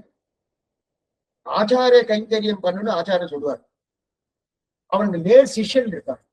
அந்த சிஷ்யன் அதை எப்படி நினைக்கணும், அதே ஆச்சாரிய கைங்கரியம் பண்ணுன்னு சொல்லக்கூடிய ஆச்சாரியம் எப்படி நினைக்கணும், ஒரே வார்த்தை தான். அந்த ஒரே வார்த்தையே ஆச்சாரியம் சொல்லும் போது இருக்கக்கூடிய நினைவு வேறு. அந்த ஒரே வார்த்தையை சிஷ்யன் சொல்லும் போது அந்த வார்த்தையை சிஷ்யன் அதுக்குண்டான அர்த்தம் பண்ணி கொள்ளக்கூடிய நினைவு வேறு. சிஷ்யன் அதுக்கு அர்த்தம் பண்ணி கொள்ளக்கூடியது தன்னாச்சாரிய கைங்கரியம் நினைக்கணும். ஆச்சாரியன் ஆச்சாரனுக்கு கைங்கரியம் பண்ணுன்னு சொல்லும் போது தன்னுடைய ஆச்சாரனு கைங்கரியம் பண்ணும் என்கிற நினைவோடு தான் தன் ஆச்சாரியம் சொல்லணும். இந்த நிலை. சரி சுவாமி, இது நல்லா புரியுது, வாஸ்தவம் தான். அப்ப அந்த மாதிரி நம்மாழ்வார் சொன்னாரா? சொல்லி இருக்காரு. எந்த சுவாமி சொல்லியிருக்கார்? ஆசிரியமான பாசனம் முதல் 10 4ஆம் திருவாய்மொழி முதல் பாசனம். ஆச்சரியமான பாசனம். இதுல ரொம்ப சுருக்கமா கொடுத்திருக்காரு. எங்க சுவாமி இதை நல்லா விபரமா பண்ணியிருக்கார். இருக்கட்டும். அஞ்சிறைய மடனாராய் அடியத்தாய் நீயும் நின் அஞ்சிறைய சேவலனாய் ஆவாவென் கணக்கொருளை வென்றிய புள்ளியத்தாக்கியன் விடுதூதாய் சென்றத்தால் வன்சிறையில் அவன் வைக்குண்டாய் என் செய்யுமே அப்படின்னு சொல்லிக்கிறார். பகவானை அடையணும், அதுதான் புருஷார்த்தம். அந்த புருஷார்த்தத்துக்கு சாதனம் என்ன? பகவான் கிருபை. அவனாலே அவனை அடைவதற்கு பார்த்தோம். பகவானை அடையணும்னா அடைவதற்குண்டான சாதனம் வழியது பகவானுடைய கிருபை. சரி, அப்ப இதுக்கு இதெல்லாம் எப்படி இருப்பா? அதெல்லாம் இந்த பகவானுடைய திருவடி அடையணும்னா அதுக்கு ஆச்சாரியால் இருக்கணுமான வேணுமா? அதான் சுவாமி அவசியம் இருக்கணும். ஆச்சாரியனுடைய அனுகிரகம் வேணுமோ? ஆச்சாரம் மூலமா தான் போனோம், கண்ணு கிடையாது. இப்ப அந்த பகவானோடு சேர்த்து வைப்பவா யாரு? ஆச்சாரியன் தானே. இப்ப ஆச்சாரியனைத்தான் இந்த ஆழ்வார் தெரிவிக்கிறார். எங்க தெரிவிக்கிறார் சுவாமி? அஞ்சிழைய மடனாராய் அழியத்தாய் நீ அஞ்சிறைய சேவலமாய் ஆயன் எனக்கருளி எம்சியர் புள்ளியத்தார்த்தியன் விடுதூதாய் சென்றக்கால் வஞ்சிறையில் அவன் வைக்கில் வைப்புண்டால் என் செய்வது. நிதானமா சொல்றேன், கொஞ்சம் நாழியானாலும் பரவாயில்ல. ஏன்னா இதுல நீங்க ஒரு சந்தேக கண்ணோடு இருக்கவே படாது. ஏன் சொல்லிட்டு கேட்டா, இதுல எத்தனை சொன்னாலும் பகவானுக்குத்தானே சுவாமி கைக்கு, ஆச்சாரனை கைக்கிற ஒத்து வரணும். அது மட்டும் இல்ல, சரி பகவானுக்கு ஆச்சாரனை சேர்த்து வேணா கைக்கிறம் பண்ணிக்கலாமே, ஏன் ஆச்சாரன் மட்டுமே பண்ணணும்னா இருக்கே. அது மாதிரி சொல்லி இருக்காரு. இருக்கே இந்த நம்மாழ்வார சொல்லியிருக்காரு. இப்ப இங்க பாருங்க, இப்ப அஞ்சிறைய மடனாரா அழியத்தானி பட்சியை தூது விடுறார். சேர்ப்பாரை பட்சிகளாக்கி ஞான கர்மங்களை சிறகன்னும் ஒரு சூத்திரம். ஆழ்வார்கள் காலத்திலே பட்சிகள் வீடு பெற்று இருக்கா. ஸ்ரீராமாயண காலத்திலே வானர சைன்யங்கள் வீடு பெற்று சொல்லுவார். ஏன்னா பட்சிகள் தான் ஆச்சாரிய ஸ்தானம் ஆழ்வார் காலத்துல. அந்த பட்சிகளுக்கு கடகர்கள்னு பேரு. கடகர்கள்னா சேர்த்து வைக்கிறாருன்னா கடக சமாசேனம் பண்ணுவான்னு சொல்லுவார். அந்த கடகர்னு பேரு. இதான் பெருமானோட சேர்த்து வைக்கதான் பட்சி. அப்ப அந்த பகவானுடைய அருள் தானே இவருக்கு சாதனம். ஏன்னா இவர் பகவானை அடையணும்னா பகவானுடைய அருள் தானே இவருக்கு சாதனம். ஆனா ஆழ்வார் கடகர்களாக இருக்க பட்சி இருக்கிறது. அந்த பட்சி கடனாராய் சேவல் அஞ்சிறைய சேவலுமாய் இவ என்ன பண்ணார்? அந்த பட்சியை குறித்து என்ன சொல்றாரு? அஞ்சிறைய மடனாராய் அடியத்தாய் நீயும் நின் அஞ்சிறைய சேவலுமாய் ஆஹா என்றனக்கருளி. ஆஹா என்றனக்கருளி. சேவல் என்று சொல்லக்கூடிய சேவலை பார்த்து, சேவலுக்கு தான் கடகர்கள் சேர்த்தினா அதான் தூது அனுப்புறார். பகவான் தூது அனுப்புறாரு. சீக்கிய என்னை கட்டாட்சிக்க சொல்லு, இந்த மாதிரி நான் பராமரிச்சதாய்க்கு இருக்கா அப்படின்னு தூது அனுப்புறாருனோ. இப்ப அவர்கள் பேர் என்ன? கடகர்கள், சேர்த்து வைக்கிற கடகர்கள். அப்ப பட்சிகள் தான் கடகர்கள். அதனால்தான் அப்ப பெருமாளோடு சேர்த்து வைக்க போறா. இப்ப பகவானுடைய அருள் தான் பகவானை அடைவதற்கு சாதனம் தானே. சாதனம் தான். ஆனா ஆழ்வார் என்ன பண்ணிடணும்? அந்த கடகர்களை பார்த்து நீயும் நின் அஞ்சிறைய சேவனமா ஆவா என் அணக்கருளினே. அந்த கடகர்களை பார்த்து யாரு? அந்த பட்சி அந்த சேவலை பார்த்து எனக்கு அருள், எனக்கு அருள், எனக்கு அருள். பகவானை பார்த்து அருள் சொல்லல, சொல்லியிருக்காரு, பின்னாடி சொல்லியிருக்காரு. முதல்ல என்ன சொன்னாரு? அந்த பட்சிகளையும் சேவலையும் பார்த்து எனக்கு அருள்ன்றார். பகவான்கிட்ட தானே அருள். பகவான் சீரி அருளாதே. இறைவா நீ தாராய் அந்த அருள் அங்கதானே இருக்கு. பெருமாளை பத்தின புரியுது புரியுது. அப்ப கடகர்கள் என்று சொல்லக்கூடிய அவரா அருள் அருள்னு சொல்லலாமா? ஒண்ணுமில்ல பட்சி. அந்த பட்சியும் சேவலையும் பார்த்து அருள் என்று சொன்னாமான்னா பெருமாளுடைய அருள் தான் சாதனம். ஆனா என்ன பாருங்க, ரொம்ப முக்கியமான விஷயம், பெருமாளுடைய அருள் தான் சாதனம். பகவானை அடைவதற்கு சாதனம் பகவானுடைய அருள். சரி, அந்த சாதனம் என் மேல விழணும், என் மேல படர விடணும். நல்லா பாருங்க, என் மேல அந்த சாதனை என் மேல வந்து படர விடணும். அந்த படர விடணும்னா அதற்கு ஆச்சாரின் அருள் இருந்தா தான் அந்த பகவானுடைய அருள் என் மேல விடும். நல்லா புரிஞ்சுங்க. அதுக்கு என்னுடைய அருள், எதனுடைய அருள் வேணும்? பகவானுடைய அருள் இருந்தா தான் அந்த பகவானை என்னால அடைய முடியும். சரி, அந்த பகவானுடைய அருள் என் மேல வேடமணும். அப்ப அது என் மேல வேடம்னா அதுக்கு என்ன சுவாமி? ஆச்சாரியனுடைய அருள் இருந்தா தான் பகவானுடைய அருள் என் மேல விடும். நாம என்ன சொல்றோம்? நேர பாஸ் ஆகி முன்னாடி போய் நிக்கிறோம், நீ எனக்கு அனுகிரகம் பண்ணா இந்த பக்கம் பாப்பாரு ஆச்சாரியர் என்ன பண்ணிட்டு இருக்காரு இவருக்கு.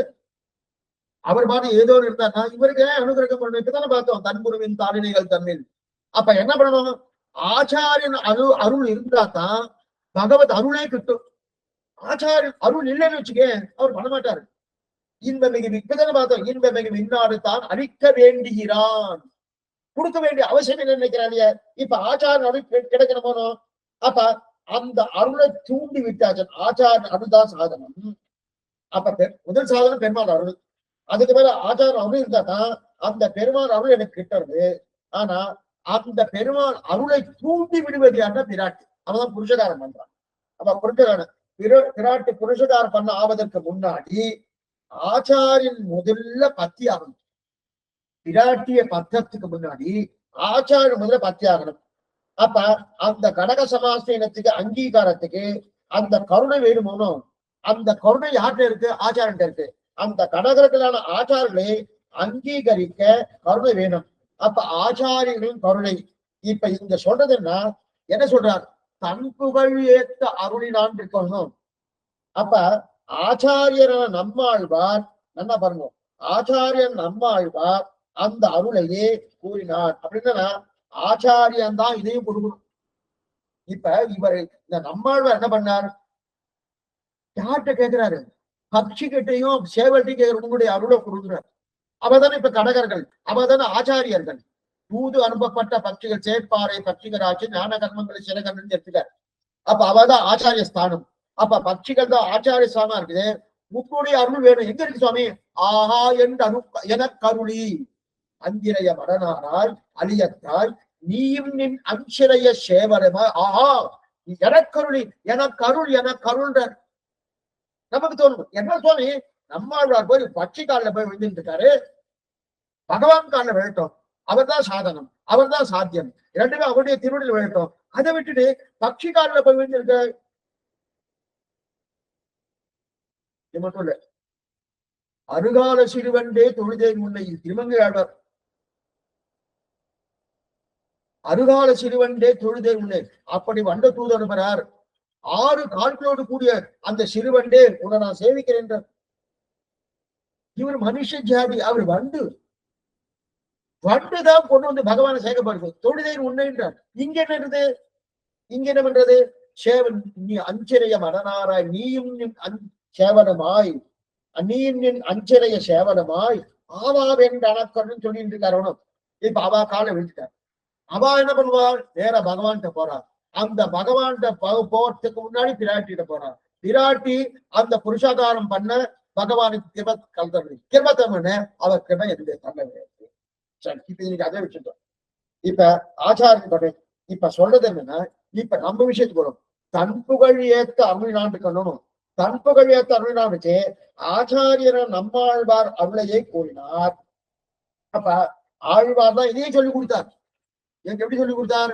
அங்க சேவலுடைய திருவடியிலும் மடனாராய் திருடி வீழ்ந்தாரணும். இத்தனை நாள் சொல்லிக் கொடுத்தது ஆழ்வார் தான் சொல்லிக் கொடுத்தார். இத்தனையும் அப்ப சாதனத்தை ஆழ்வார் பண்றாரு இல்லையா? அப்ப அதனத்தை ஆழ்வாரே அந்த சேவலுடைய காலிலையும் நாராய காலில் விழாச்சு இவரே அதைத்தானே இவர் பண்ணியிருக்காரு. அப்ப மதுரகவே என்ன பண்ணியிருக்காரு? அதைத்தானே பண்ணியிருக்காரு. நம்மாழ்வார் திருவிழா வீழ்ந்தார். நம்ம என்ன கேள்வி, ஏன் சுவாமி அங்க போகல, ஏன் சுவாமி அங்க போற, பகவான்கிட்ட போறேன்னு சொல்லணும். ஆழ்வார் என்ன நம்மாழ்வார் என்ன பண்ணாரோ அதைத்தான் மதுரை பண்ணியிருக்கார். அதைத்தான் பண்ணி இப்ப நம்முடைய குற்றச்சாட்டு முதல்ல என்ன இருந்தது, ஆழ்வார் சொல்லி கொடுத்தபடிதான் இவரை பண்ணிருக்கணும். அப்ப ஆழ்வார் என்ன சொல்லியிருப்பார், பகவானத்தான பாடுன்னு சொல்லியிருப்பார். இவரை பகவான பாடாம நம்மாழ்வார் பாடினாரே, அப்ப எப்படி இருக்குன்னா ஆழ்வார் தான் பண்ணியிருக்காரு.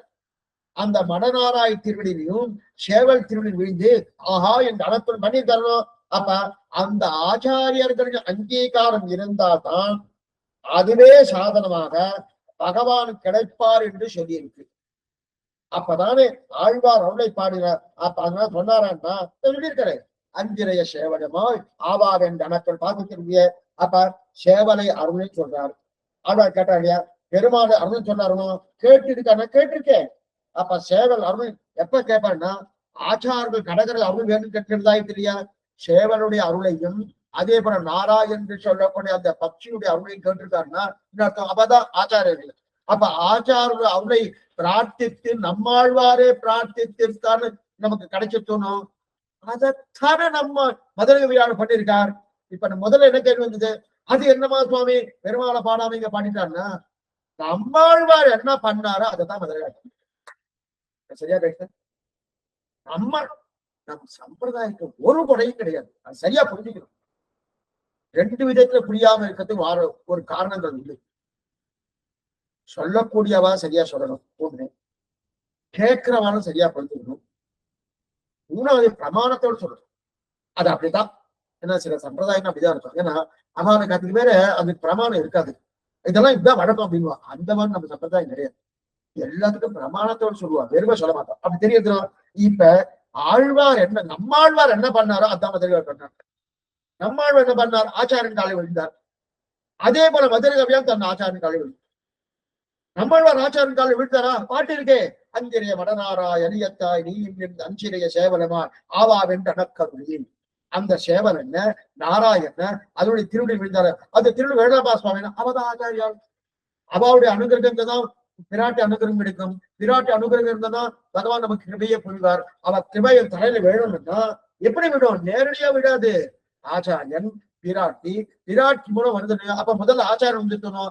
அதைத்தான் நம்மாழ்வார் பண்ணார், அதைத்தான் இப்ப மதுரை பண்ணார். அப்ப எந்த குற்றமும் இல்லை. அப்ப நம்மாழ்வார் என்ன சொன்னாரோ அதைத்தான் மதுரை பண்ணார். இப்ப ஏதாவது குற்றம் வருதா நமக்கு? முதல்ல என்ன கேள்வி, நம்மாழ்வார் தன்னை பாடாம பகவான் தான் பாட சொல்லியிருப்பார். இவரையே வந்து நம்மாழ்வார் பாடினார். அப்ப இவர்கிட்ட சிஷ்யத்துவம் இல்லை அப்படின்னு நம்ம குற்றத்தை சொன்னோம். அதே போல நம்மாழ்வார் தன்னை பாட சொல்லியிருந்தார்னா அவர்கிட்ட ஆச்சாரியத்துவம் இல்லை, இந்த குற்றத்தை ஏற்று ரெண்டுமே இல்லையே.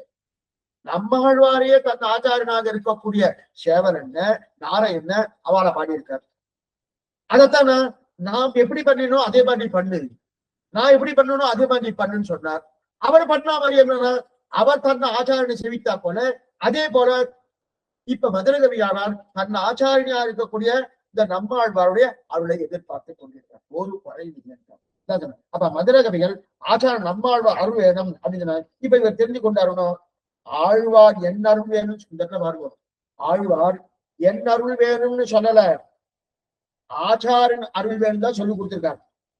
எந்த அதைத்தான் முன்னாடியே சொன்னேன், எந்த ஆச்சாரியனும் என்ன பண்ணணும், எந்த ஆச்சாரனும் ஆச்சாரன் திருவிழி பத்து ஆச்சாரிய பிரதிபக்தியோடு இப்படிதான் சொல்லுவான். இன்னைக்கு எந்த ஆச்சாரத்தை பண்ணணும், ஆச்சாரன் பிரதிபக்தியோடு சொல்லு, ஆச்சாரன் திருவிழி பத்து இல்ல சுவாமி ஆச்சாரன் பத்தாத பகவான மத்தம் பத்து ஆச்சாரனை பத்தாதுன்னு அவர் சொல்லுவார். சொல்ல மாட்டார், பகவான பத்துன்னு சொல்லுவார். அதே நேரத்துல ஆச்சாரனை பத்துன்னு சொல்லுவாரு. எப்படி ஆச்சாரன் பிரதிபக்தியோடு பிரதிபக்தியோடு சொன்னாரு. இத சொன்ன உடனே பக்கத்துல 2-3 சிஷ்யானா இருந்த ஆச்சாரன். அப்ப அந்த சிஷ்யர் ஒரு சிஷ்யர் என்ன பண்ணா, ஒரு சுவாமி என்ன பண்றார், சுவாமி அத்தனை இந்த ஆச்சாரியன் தன்னை வந்து சேவிக்க சொல்றார், தன்னை வந்து சேவிக்க சொல்றார். அத்தனை ஆச்சாரன் பிரதிபக்தியாரு சொல்லிட்டு தரணும், தன் திருவடியை சேவிக்க சொல்றார். என் திருவடியே சரணம் சொல்லி சேவிக்க சொல்றாரு அப்படின்னு சொல்றாரு. அவர் அந்த அர்த்தத்தை சொல்லல. அப்ப என்ன சுவாமி ஆச்சாரியன் என்ன அர்த்தத்தை சொன்னார்? அப்ப ஆச்சாரியன் பிரதிபக்தியர் அவர் தானே சுவாமி ஆச்சாரியன், அவர் தான் ஆச்சாரியன். ஆனா அவர் உள்ளுக்குள்ள தன் ஆச்சாரியனுக்கு பிரதிபக்தியோடு இருந்தா சொல்லிட்டு இருக்கார். அததான் உண்மையான அர்த்தம். சரி, இப்ப தன் ஆச்சாரிய பிரதிபக்தியோடு அவர் சொல்லிட்டு இருந்தா இப்ப இந்த சிஷ்யன் என்ன கேட்டு இந்த முன்னாடியே சொல்லிட்டேன், மறுபடியும் சொல்லிட்டு இருக்கேன். அப்ப சிஷ்யன் என்ன தெரிஞ்சுக்கணும்னா, தன் ஆச்சாரிய பிரதிபக்தியோடு என் ஆச்சாரியன் சொன்னார், அதனால என் ஆச்சாரியனை நான் விட்டுறேன், அவருக்கு ஆச்சாரியன் பிராச்சாரியன், அவர்கிட்ட நான் பிரதிபக்தியோடு இருக்கேன், அது அர்த்தம் இல்லை. அதே வார்த்தை சிஷ்யன்ட்ட வரும்போது தன் ஆச்சாரியன் வந்து, அதே ஆச்சாரியன் இந்த வார்த்தையை சொல்லும் போது தன் ஆச்சாரியன் நினைக்கணும், அந்த ஆச்சாரியன் நினைக்கணும். ஒன்னும் நெருடலே கிடையாது. ஆச்சரியமான சம்பிரதாயம். அப்ப இவன் தற்பெருமை, இந்த ஆச்சாரியன் தற்பெருமை கண் பாப்பாருன்னா பார்க்க மாட்டான், தன் ஆச்சாரியன் தான் பெருமை போகின்றான். அதே நேரத்தில் இந்த சிஷ்யன் என்ன பண்ணுவான்னா, அவர் தன் ஆச்சாரம் சொல்லிட்டாரு, நானும் அவருடைய ஆச்சாரம் பண்ணலாம்னா கிடையாது. தன்னுடைய நேரடியான ஆச்சாரம் கூட அவருக்கு தான் எல்லாம் பண்ண விஷயம். இந்த விஷயத்தை தான் நின்று தன் புகழ் ஏத்த அப்படின்னா, இந்த ஒரு லைன்ல இத்தனை இருக்கு. இந்த வார்த்தை வைத்துதான் திருலோகாச்சார ஸ்ரீவத்சமூர்த்த ஆச்சாரிய உபகார ஸ்மிருதியாலே ஆச்சாரிய கைத்தது. எப்படிப்பட்ட சம்பிரதாயம் தெரியுமா, ஆச்சரியமான சம்பிரதாயம். அனுபவிக்கணும்னு சொன்னேன். இந்த மாதிரி எங்கேயா இருக்க, எங்கேயுமே நீ பார்க்க முடியாது, எந்த நிலையுமே பார்க்கவே முடியாது. அப்படிப்பட்ட ஆச்சரியமான சம்பிரதாயம். திரும்பி இது சொன்ன, அப்ப ஆச்சாரிய பிரதிபட்டி அப்படின்னு தெரிவிக்கிறானே, இதை கேட்டுதான் தனக்கு ஆச்சாரம் தெரிந்து கொள்ள. அதை கண்டு ஆகா, வெஞ்சிறை புள்ளியத்தாக்கு இவன் விழுதுவதாய் சென்றால் வஞ்சிறையில் அவன் வைக்கில் வைப்புண்டார் என்று செய்வன் தெரிவிக்கிறது. ஆகா, அந்த பறவையின் அருள் வேணும்னு நம்மாழ்வார் சொல்லி கொடுத்தார். அந்த பறவை யாரு? அவன் ஆச்சாரியார். அந்த பறவை சேவனம் ஆச்சாரிய அதான. அப்ப மதுரகவிகாலுக்கு ஆச்சாரிய, இப்ப நம்மாழ்வாருக்கு ஆச்சாரம் யாரு? அந்த பறவையும் சேவனும். அதனால அவர் செவின அருள் அவளை பிரார்த்திக்கிறார். இப்ப மதுரகவியாளருக்கு ஆச்சாரம் யாரு? நம்மாழ்வார். அதனால என்ன பண்ணாரு? நம்மாழ்வார் அருள் வேணும் பாத்திரப்படி, அதனால் பாடினபடியாலே நின்று தன்புகள் ஏற்றார்கள். ஒரு குறையும் இல்லையே, எந்த குறையும் இல்லையே, அதான் தெரிவிக்கிறார். ஆக இப்ப நம்ம இதுக்கு மேல தன்புகள் ஏற்ற அருளினான் என்கிற சப்தத்துக்கு உண்டான வியாக்கியானம். இவருடைய புருஷார்த்த சதமானங்களை அளிக்கிறபடி இவ்வாசிக கைங்கரியத்துக்கு சாதனம் ஆழ்வார் கிருபை என்று அறிந்திருக்கிறார்.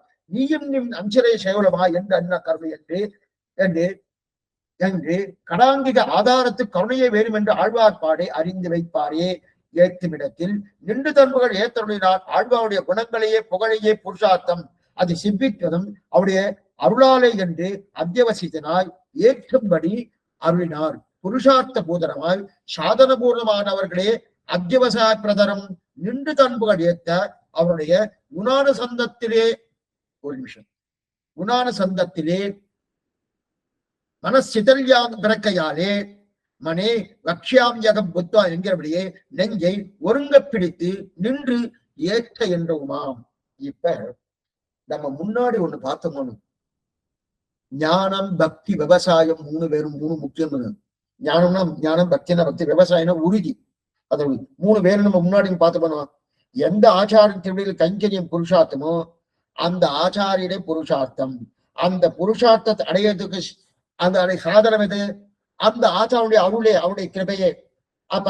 அப்ப சாதனரும் அதே போல அத்தியவசாதன பிரதரும் இந்த சாதனம் இந்த சாத்தியத்தை பெற்று கொடுக்கும் என்று அடியனுக்கு திட அத்தியவசாயம் இருக்கணும்.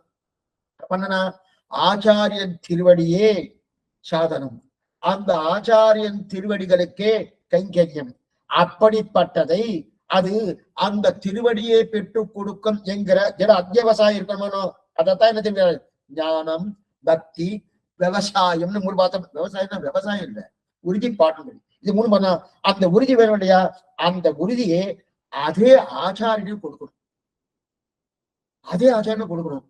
அப்ப நமக்கு இல்ல சுவாமி, இப்ப ஆச்சாரியர் நமக்கு சொல்லி கொடுத்தார், காலட்சம் கேட்டு இருப்போம்.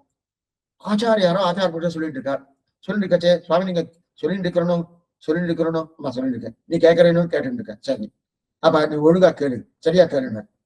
இந்த சிஷ்யம் என்ன பண்ற, ரொம்ப சாமர்த்தியமான சிஷ்யம். சுவாமி நான் புரிஞ்சுக்கணும்னா தேவரியோட அனுகிரகம் இருந்தாலும் புரிஞ்சுக்க முடியும்னு சொல்லிட்டான். ஆச்சாரனுக்கு தப்பா இருக்கு, நான் சரியா சொல்லலைன்னா இவன் புரிஞ்சு பண்ண மாட்டானுன்னா அவர் அனுகிரகம் பண்ணாலே புரிஞ்சுக்குவார், அவர் அனுகிரகம் பண்ணாலே புரிஞ்சுக்குவார். இப்ப என்ன தெரியுது நமக்கு, இப்ப அந்த உறுதி வேணும். ஆச்சாரியன் மேல ஆச்சாரியன் திருவடிதான் எனக்கு சாதனம், ஆச்சாரியனுக்கு கைங்கரியமே புருஷார்த்தம் என்கிற உறுதி வேணுமனோ, அந்த உறுதி தன்னடையே சிஷ்யனுக்கு வருமானம் வராது. அத்தையும் ஆச்சாரம் தான் கொடுக்கணும். அத்தையும் யாரு கொடுக்கணும்? ஆச்சாரம் கொடுக்கணுமா? அப்ப அந்த ஆச்சாரிய புருஷார்த்தமோ, அந்த ஆச்சாரிய சாதனமோ, அந்த ஆச்சாரம் புருஷார்த்த சாதனம் ஜட அத்தியாவசாயமோ, இதெல்லாம் யாரு பண்ணணும்? அந்த ஆச்சாரியம் பண்ணணும். அந்த ஆச்சாரம் பண்ண வேண்டியதை தான் மதுரகவி பிரார்த்திக்கிறார். நின்று தன் புகழ் ஏற்ற அப்படின்னார். நின்று தன் சுவாமி இந்த ஒரு வார்த்தையை பொருள்பட்டு இது இந்த நின்று தன் புகழ் ஏற்ற இந்த ஒரு சப்தத்தை வச்சு 10 நாள் கலெக்ஷன் பண்ணலாம். அத்தனை விஷயங்கள் நம்முடைய பூர்வாச்சாரம் எழுத்திருக்கா. அது ரொம்ப சுருக்கி இருக்கு, ரொம்ப சுருக்கி இருக்கு. தெரியும் தம்பிரான் படி இல்லை, அது இருந்தோம்னு ஆச்சரியமா இருக்கும். அப்ப நின்று தன் புகழ் ஏத்த அப்படின்னா எப்படின்னா, நின்று அறினான் தன் புகழ் ஏத்த அப்படின்னா அப்ப புருஷார்த்தத்தை கொடுத்தான்னு அர்த்தம்.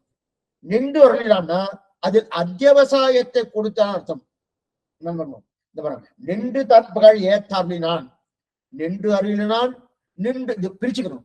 நின்று அருளினான், நின்று தன் புகழ் ஏத்த அருளினான். அப்ப தன் புகழ் ஏத்த அருளினான் சொன்னா, தன் புகழ்னா புருஷார்த்தம், அந்த புருஷார்த்தத்தை கொடுத்தான் அர்த்தம்.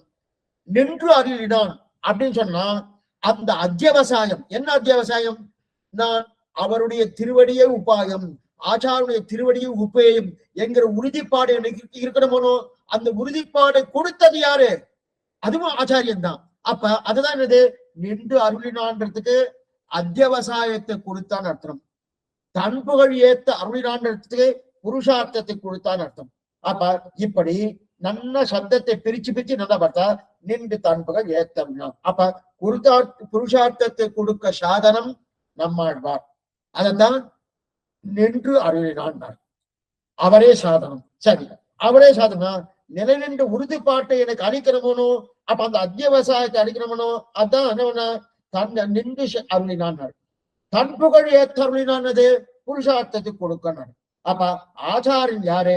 அவரே புருஷார்த்த பூதனமாய், சாதன பூதனமாய், அத்திய பரகால பரபூதமாய் அப்படின்னா அத்தியவசாயத்தை கொடுக்கிறவாய், திடமான விசுவாசத்தை கொடுப்பவனாய் இருக்கிறான் ஆச்சாரியன். அப்படி யாரு? அதான் நின்று தன் புகழ் ஏற்றான். இப்ப இது வரைக்கும் முடிஞ்சிட்டு. அப்ப நின்று தன் புகழ் ஏற்ற இதுல 2 வந்து தோணும். எனக்கு உறுதியான மனப்பான்மையும் கொடுத்தார், அதற்குண்டான உபாயத்தையும் கொடுத்தார். உபாயத்தை கொடுத்தது நின்று அருளினார், அத்தியவசாயத்தை கொடுத்தது. அதே புருஷார்த்தத்தை கொடுத்தது தன் புகழ் ஏத்த அருளினான். இது 2 வந்துருச்சோ. சரி, இதுக்கு மேல ஆச்சரியமான ஒரு கருத்து சொல்றார்.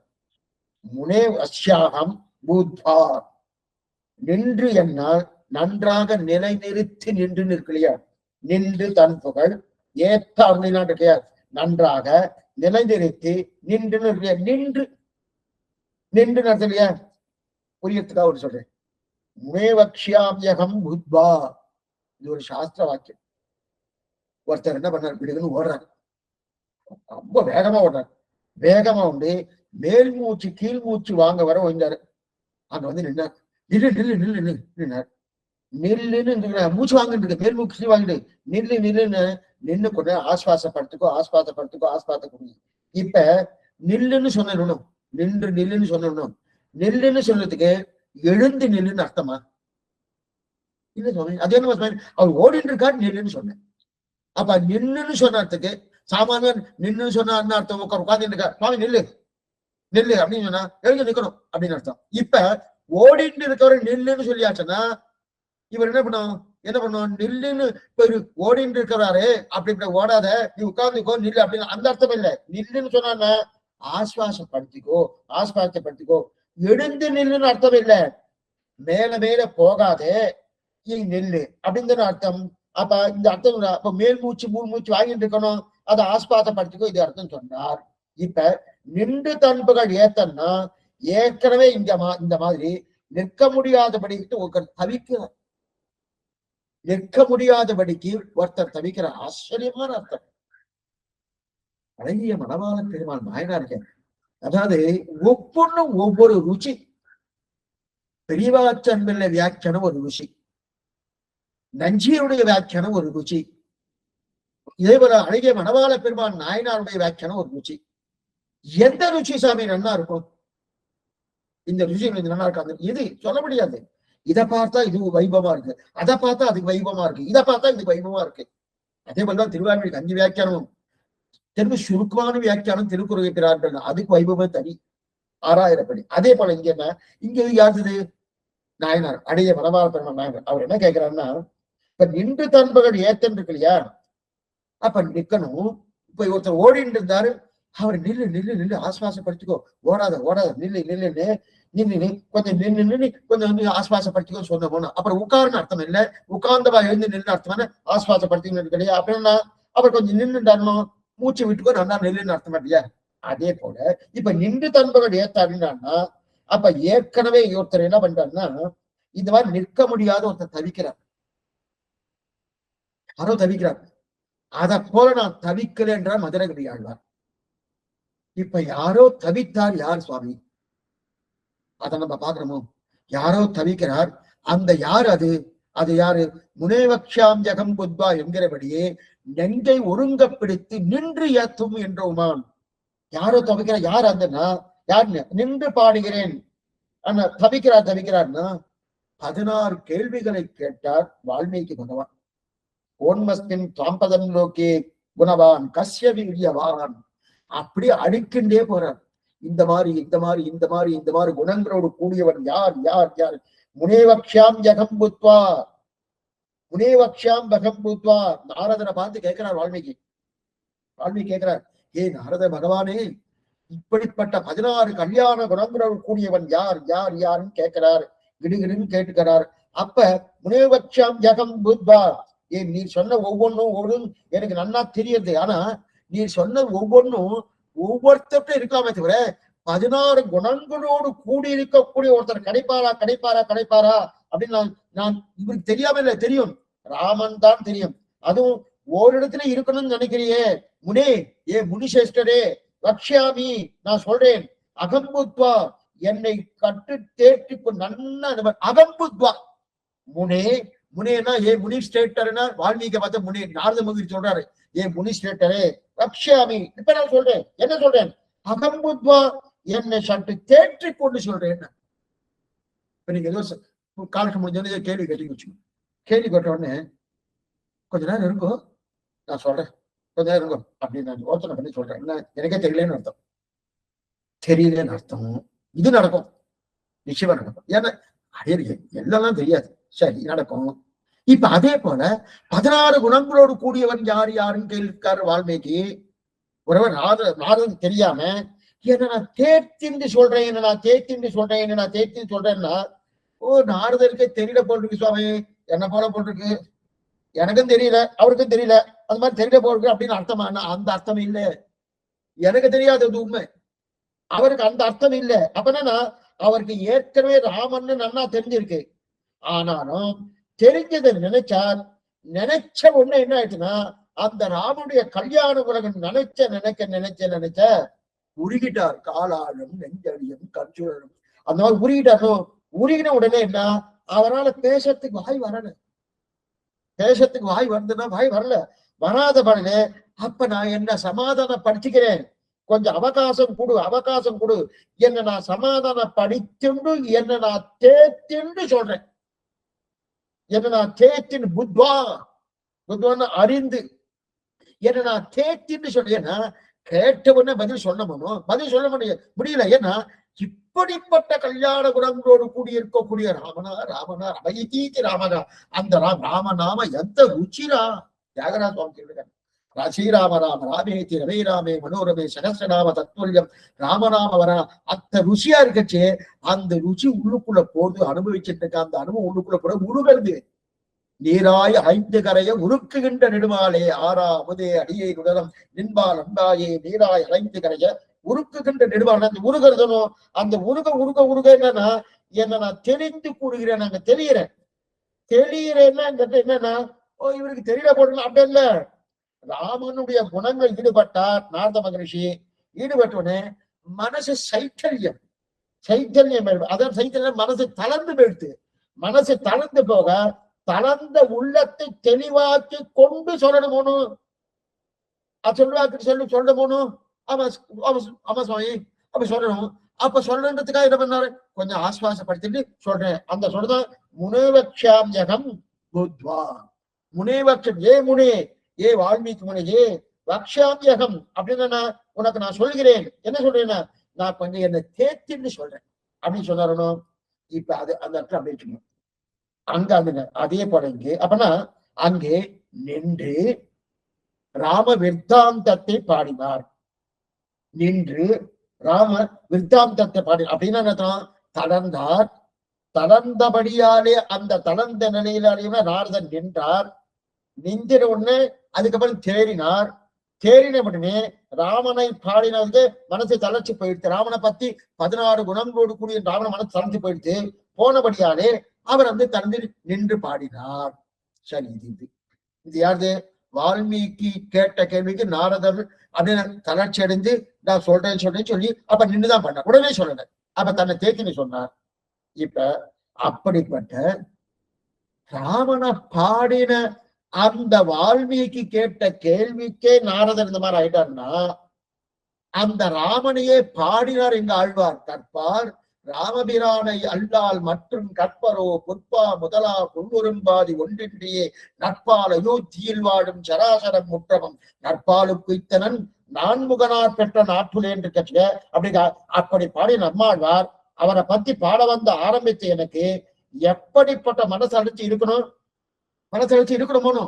ஏன்னா ராவண பத்தி பாட வந்த அந்த வால்மீகி சொல்ல கேட்க கேட்க நாரதருக்கே மனதளர்ச்சி ஏற்படுத்தினா, அந்த ராமனையே பாட வந்த எங்க நம்மாழ்வார் அவரை பத்தி நான் பாடணுமோ, அப்ப எனக்கு மனத்தளர்ச்சி இருக்குமோ.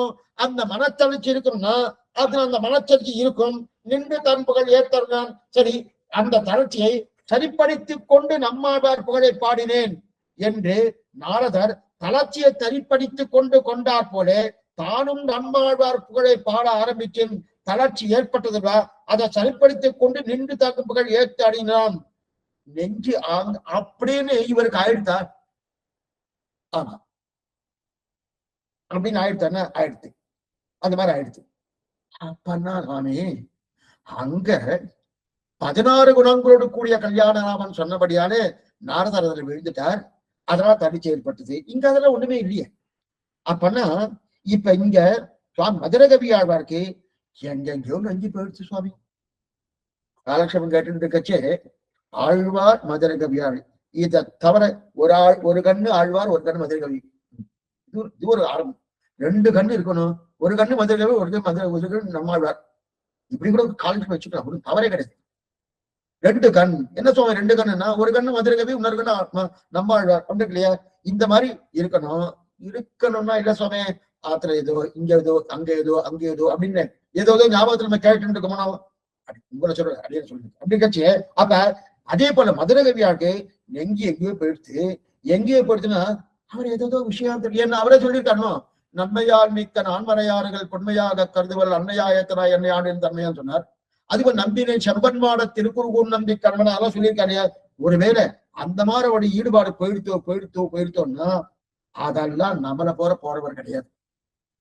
அப்ப எங்கேயோ நெஞ்சு போயிடுத்தா அந்த மாதிரி போகல, அது விஷயமே இல்லை. ஏன்னா அப்ப அவர் எதுக்கு சுவாமி நின்று தன் புகழ் ஏத்தருளினான்? நின்றுட்டாரணும், ஏதோ கொஞ்சம் ஆஸ்வாசப்படுத்திட்டு இருக்க. நின்று தன் புகழ் ஏத்தருனா நெஞ்சு எங்கேயோ போயிடுத்து. அந்த எங்கேயோ போன நெஞ்சை இழுத்து பிடிச்சி எங்க போயிடுத்து? இங்க அங்க விஷயாந்தரத்தை போது எதுக்கு போறதோ இழுத்து பிடிச்சி. அதனால நின்று தன் புகழ் ஏத்தர் இது போல நாரத பகவான் எப்படி அங்க எங்கேயோ போட்டு ஆஸ்வாசப்படுத்திச்சு வந்தாரோ, அதே போல நெஞ்சு எங்கெங்கயோ போட முடியாது அப்படின்னா அது அர்த்தம் இல்லை. என்னன்னா நெஞ்சு நம்மாழ்வார பாட ஆரம்பிச்சதுன்னு முடியல, மயங்கிடுத்து நெஞ்சு. ஒண்ணுமே இல்லை. அடியனைக்கு சில இடத்துல கொஞ்சம் உணர்ச்சி விஷயப்படுறேன், அது ரொம்ப தவறு. இது சரி, இது சரின்னு ஒத்துக்கவே மாட்டேன். இப்படிப்பட்டவர் காலட்சேபத்துக்கு யோக்கியத்தையே கிடையாது. அவ காலட்சேபம் பண்ணலாம்னா பண்றதுக்கு யோக்கியத்தையே கிடையாது. இதுதான் உண்மை. ஆனாலும் பண்ணிட்டு இருக்க. ஏன்னா அந்த மாதிரி ஆகப்படாது. காலட்சேபம் வந்தானா நேரம் காலட்சேபம் பண்ணி கிளம்பி போயிட்டு இருக்கணும். அதை விட்டுட்டு ஒண்ணுமில்லாத எனக்கே நான் மதுரகவியார் கூட அந்த திருவேணியை சேவிச்சவர். எப்படிப்பட்ட திருமேனி பகவான் பார்த்து இந்த திருமேனியோட உன் ஆயுஷன் போறேன் ஸ்ரீவைகுண்டத்துக்கு, வேற திருமேனி வேண்டாம். அந்த திருமேனி, அந்த அப்ராகர திருமேனி எல்லாம் வேண்டாம், இந்த திருமேனி வேணும். இந்த திருமேனியோட ஆயுஷன் போற, அப்படிப்பட்ட திருமேனியை சேவிச்ச உடனே மயக்கம். அந்த மயக்கம் வந்துட்டு அந்த மயக்கத்தால பாட முடியல, பாட முடியாம போயிடுத்தணும். அப்ப என்ன பண்ணுது, ஒண்ணும் பண்ண முடியாது. நெஞ்சு என்ன பண்ணாரு, நெஞ்சு பார்த்து போடுது. அந்த திருமேனி நெஞ்சமே நல்ல நல்ல உன்னை பெற்றால் என் செய்வோம். அந்த நெஞ்சை இழுத்து பிடிக்கிற போனோம். அந்த நெஞ்சை இழுத்து இழுத்து இழுத்து நின்று தன்புகள் ஏற்ற அப்படின்னா, நின்று தன்புகள் அவரை பாடும்படி ஏற்படுத்தினான். அப்ப நின்று தன்புகள் ஏத்தடினான் அப்படின்னு இதுதான் என்ன தெரிவிக்கிறார். நின்று தன்புகள் ஏத்தடினா இதுக்கு முன்னாடி பார்த்ததே இவர் பெரிய விசாரம் பண்ணி பார்த்துட்டோம். இப்ப பகவான் நிக்கிறது என்னன்னா, நிக்கிறதுன்னா இவர் என் மனசை எங்கே போயிட்டு அந்த போன மனசை கொண்டு வந்தாருன்னா அது அர்த்தம் இல்லை, மயக்கிட்ட அந்த திருமேனியை சேவிச்சோன்னு அந்த திருமேனியை பார்க்க பார்க்க பார்க்க மயக்கம். எப்படிப்பட்ட திருமேனி பகவான், அவருக்கு பகவானுக்கு ஆச்சரியமா. ஆழ்வார நாம தான் சிருஷ்டித்தோமா? சில சில பேருக்கு சில காரியம் பண்ணியிருப்பான், ரொம்ப நல்லா பண்ணியிருப்பான், இதை நாம தான் பண்ணிடப்போம், நாம தான் நமக்கு கூட இவ்வளவு சாமர்த்தியம் இருக்கா அப்படின்னு சில பேர் நினைக்கிற பாருங்க. அந்த மாதிரி பகவான் நினைச்சாராம். இப்படியும் ஒரு వ్యక్తిயை சிருஷ்டிக்க முடியுமா? முடியுமான்னு ஆழ்வார், வேற யாரும் கிடையாது, பூர்ணமா ஆழ்வார். அந்த திருமேனி சேவிச்சதுக்கு அப்புறம் அர்ச்சாவதாரத்தை சேவிச்சாலே அந்த நிலை வருதுன்னா விபவத்துல சேவிக்க மதுரை.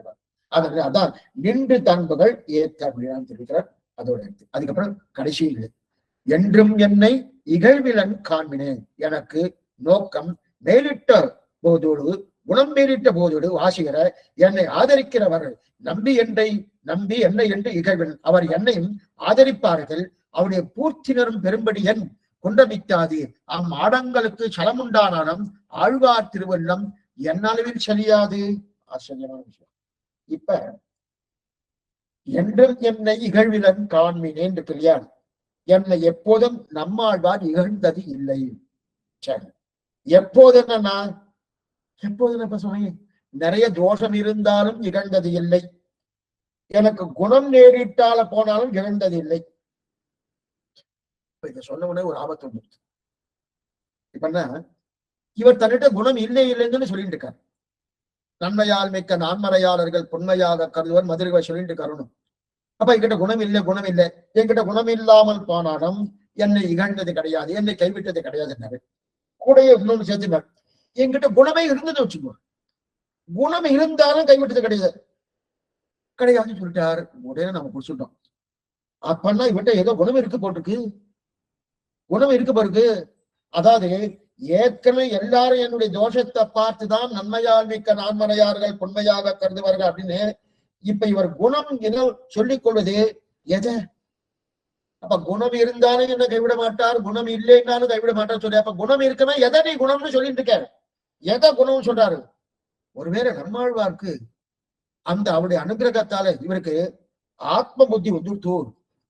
ஆத்ம குணங்கள் எல்லாம் இருக்கு இல்லையா, ஆத்ம குணங்கள் சமதமாதிகள், சமம் குணம், உள்ளிந்திரியங்கள் வெளியேந்திரியங்கள் அடக்கிறது, மேற்கொண்டு ஆத்மாவுடைய ரட்சணம் சேஷத்துவம் பாரதந்திரியம் இதெல்லாம் இருக்கு இல்லையா, சேஷத்துவ போக்திருத்தங்கள் போல பாரதந்திர போக்கியதைகள் அப்படின்னு இருக்கு இல்லையா, அதெல்லாம் பொருவா வந்துருத்தா அந்த குணம் மேலிட்ட போதெல்லாம் இல்ல. இப்ப மதுரகவியன்னா தனக்கு குணம்னு சொல்லிக் கொள்வது எது, அந்த குணம்லாம் வந்துருத்தன ஆத்ம குணங்கள் பூர்த்தியா வந்து அதெல்லாம் சொல்லல, குணம்னு சொல்லிட்டுன்னா நம்மாழ்வார் என்ன அங்கீகாரம் பண்ணார் இல்லையா, ஏத்துட்டாரணும். அன்னையாய் அத்தனாய் என்னை ஆண்டிடும் தன்மையான ஏத்துட்டாரணும். ஏத்துட்டவனே அது ஒரு குணம் தானே, ஏத்துன ஒரு குணம் தானே. அந்த குணம், ஓ நம்மாழ்வார் என்னை அங்கீகாரம் பண்ணிட்டாரு என்கிற குணம் எனக்கு வந்துட்டோணும். எனக்கு அந்த குணம் நான் பாருங்க, அந்த குணம் வந்து விட்டது என்பதற்காக ஒருவேளை அந்த குணம் என்கிட்ட வந்துடுத்து, அந்த குணம் வந்துடுறதுக்காக அப்பாடவர் என்னை கைவிட்டுடுவாரோ? என்னை எப்படி அங்கீகாரம் பண்ணார்? அதெல்லாம் கைவிட்டார். எதனால கைவிட்டார்? நான் நீச்சன், நற்குணம் கிடையாது, தீய குணங்கள் இருக்கு, அதனால அவ கைவிட்டா. அப்ப அந்த தீய குணத்தையே பிரதானமாக கொண்ட நம்மாழ்வார் எழுத்தின்றார். ஒருவேளை எனக்கு நல்ல குணம் வந்துட்டு வச்சுக்கேன், அந்த நல்ல குணம் வந்தது படியால என்ன நம்மாழ்வார் அவன் இத்தனை நாள் ஒரு தீய குணமா இருந்தது, அந்த தீய குணத்தை நான் ஏத்துட்டேன், ஒருவேளை நல்ல குணம் இப்ப வந்துடுத்து, நல்ல குணம் வந்துன்னா உடனே சரி வேண்டாம், இப்ப முதல்ல வேண்டாம், என் நல்ல குணம் எப்ப வந்துட்டோ அவர் பயிற்சி போட்டுமே அப்படி கை விட்டுவாருன்னா கிடையாது. ஏன்னா ஏதோ ஒரு குணம் வந்தது என்னவென்றால் நம்மாழ்வார அங்கீகாரம் பண்ணப்பட்டவர் இது ஒன்று. ஏன்னா அவரால் இவருக்கு குணம் வந்தது என்ன குணம்? இப்ப இதை சொல்ல சொல்ல என்ன தோணுன்னா, அப்பனா நம்ம தீயவளா இருந்தாத்தான் நம்ம ஆழ்வார் நம்ம அங்கீகாரம் பண்ணுவார், நாம நல்லவளா இருந்தா அங்கீகாரம் பண்ண மாட்டார் போட்டிருக்க தோணுங்க. அந்த அர்த்தம் இல்லை அது. அவர் தன்னுடைய நிலையை சொல்லிண்டே இருக்கார். ஆள வந்தார் அசுவா பிரசவ போகு, அமரியாதகா சுத்திரகா அசுவா பிரசவ போகுன்னு 10 குற்றங்கள் தன்னை சொல்லிக்கிறார். அவர்கிட்ட ஒண்ணுமே கிடையாது. பரமாச்சாரியாரான ஆள வந்தார் நம்முடைய பூர்வாச்சாரத்தை நீப்பார். அப்படிப்பட்டவன் தானார். அகிருத்திமத்த சரணாரவிந்த ஒரு மேல மேல சொல்லிக்கிறார். நீசனேன் இறை உண்டு விரேன் நம்மாழ்வார் சொல்லிக்கிறார். அப்ப அந்த குற்றங்கள் வாட்டா இருக்கலாம், ஒண்ணும் கிடையாது. இப்ப இவரும் சொல்லிக்கிறான்னு புரிகிறது. ஆனா ஒரு குணம் இருக்குன்னு சொல்றார். என்ன குணம்? நம்மாழ்வார் அங்கீகாரம் பண்ணப்பட்டது குணம் கிடையாது. இது ஒரு குணம் தானே. அந்த குணம் வந்துட்டா ஆழ்வார் விட்டுவிடுவார் இல்லையா? இது என்னத்தமா குழப்பம்னா, அந்த தோஷமே இருந்தாலும் ஆழ்வார் கொள்வார். குணம் வந்துருச்சுன்னா யாராவது பார்க்கணும் விட்டுடுவார?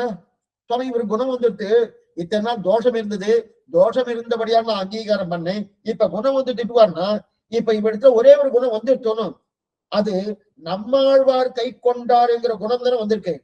ஒருவேளை இந்த குணத்தை பார்த்து ஆழ்வார் கைவிட்டுடாரான்னா அது தனக்குத்தானே விரோதமாயிடுறது. ஓ அந்த குணம் எனக்கு வராம இருக்கலாமே, வந்துட்டா சொன்னா அந்த குணமே ஆழ்வார் அங்கீகாரம் பண்ணாம அந்த குணம் தானே.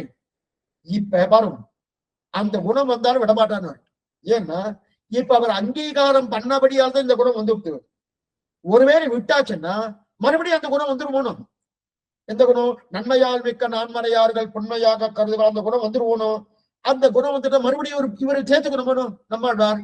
அப்ப குணம் இருக்கச்சே சேர்த்து பாரு, குணம் இல்லாத போய் சேர்க்க மாட்டார், இந்த மாதிரி வந்துட்டு இந்த நிலையெல்லாம் பண்ணவே மாட்டார். அதான் என்ன பண்ணாரு, குணம் இருந்தாலும் குணம் இல்லைன்னாலும் அவர் சேர்த்துட்டே இருப்பார் அப்படின்னு தெரிவிக்கிறார். இதுக்கு திருட்டாந்த வேற சொல்றார்.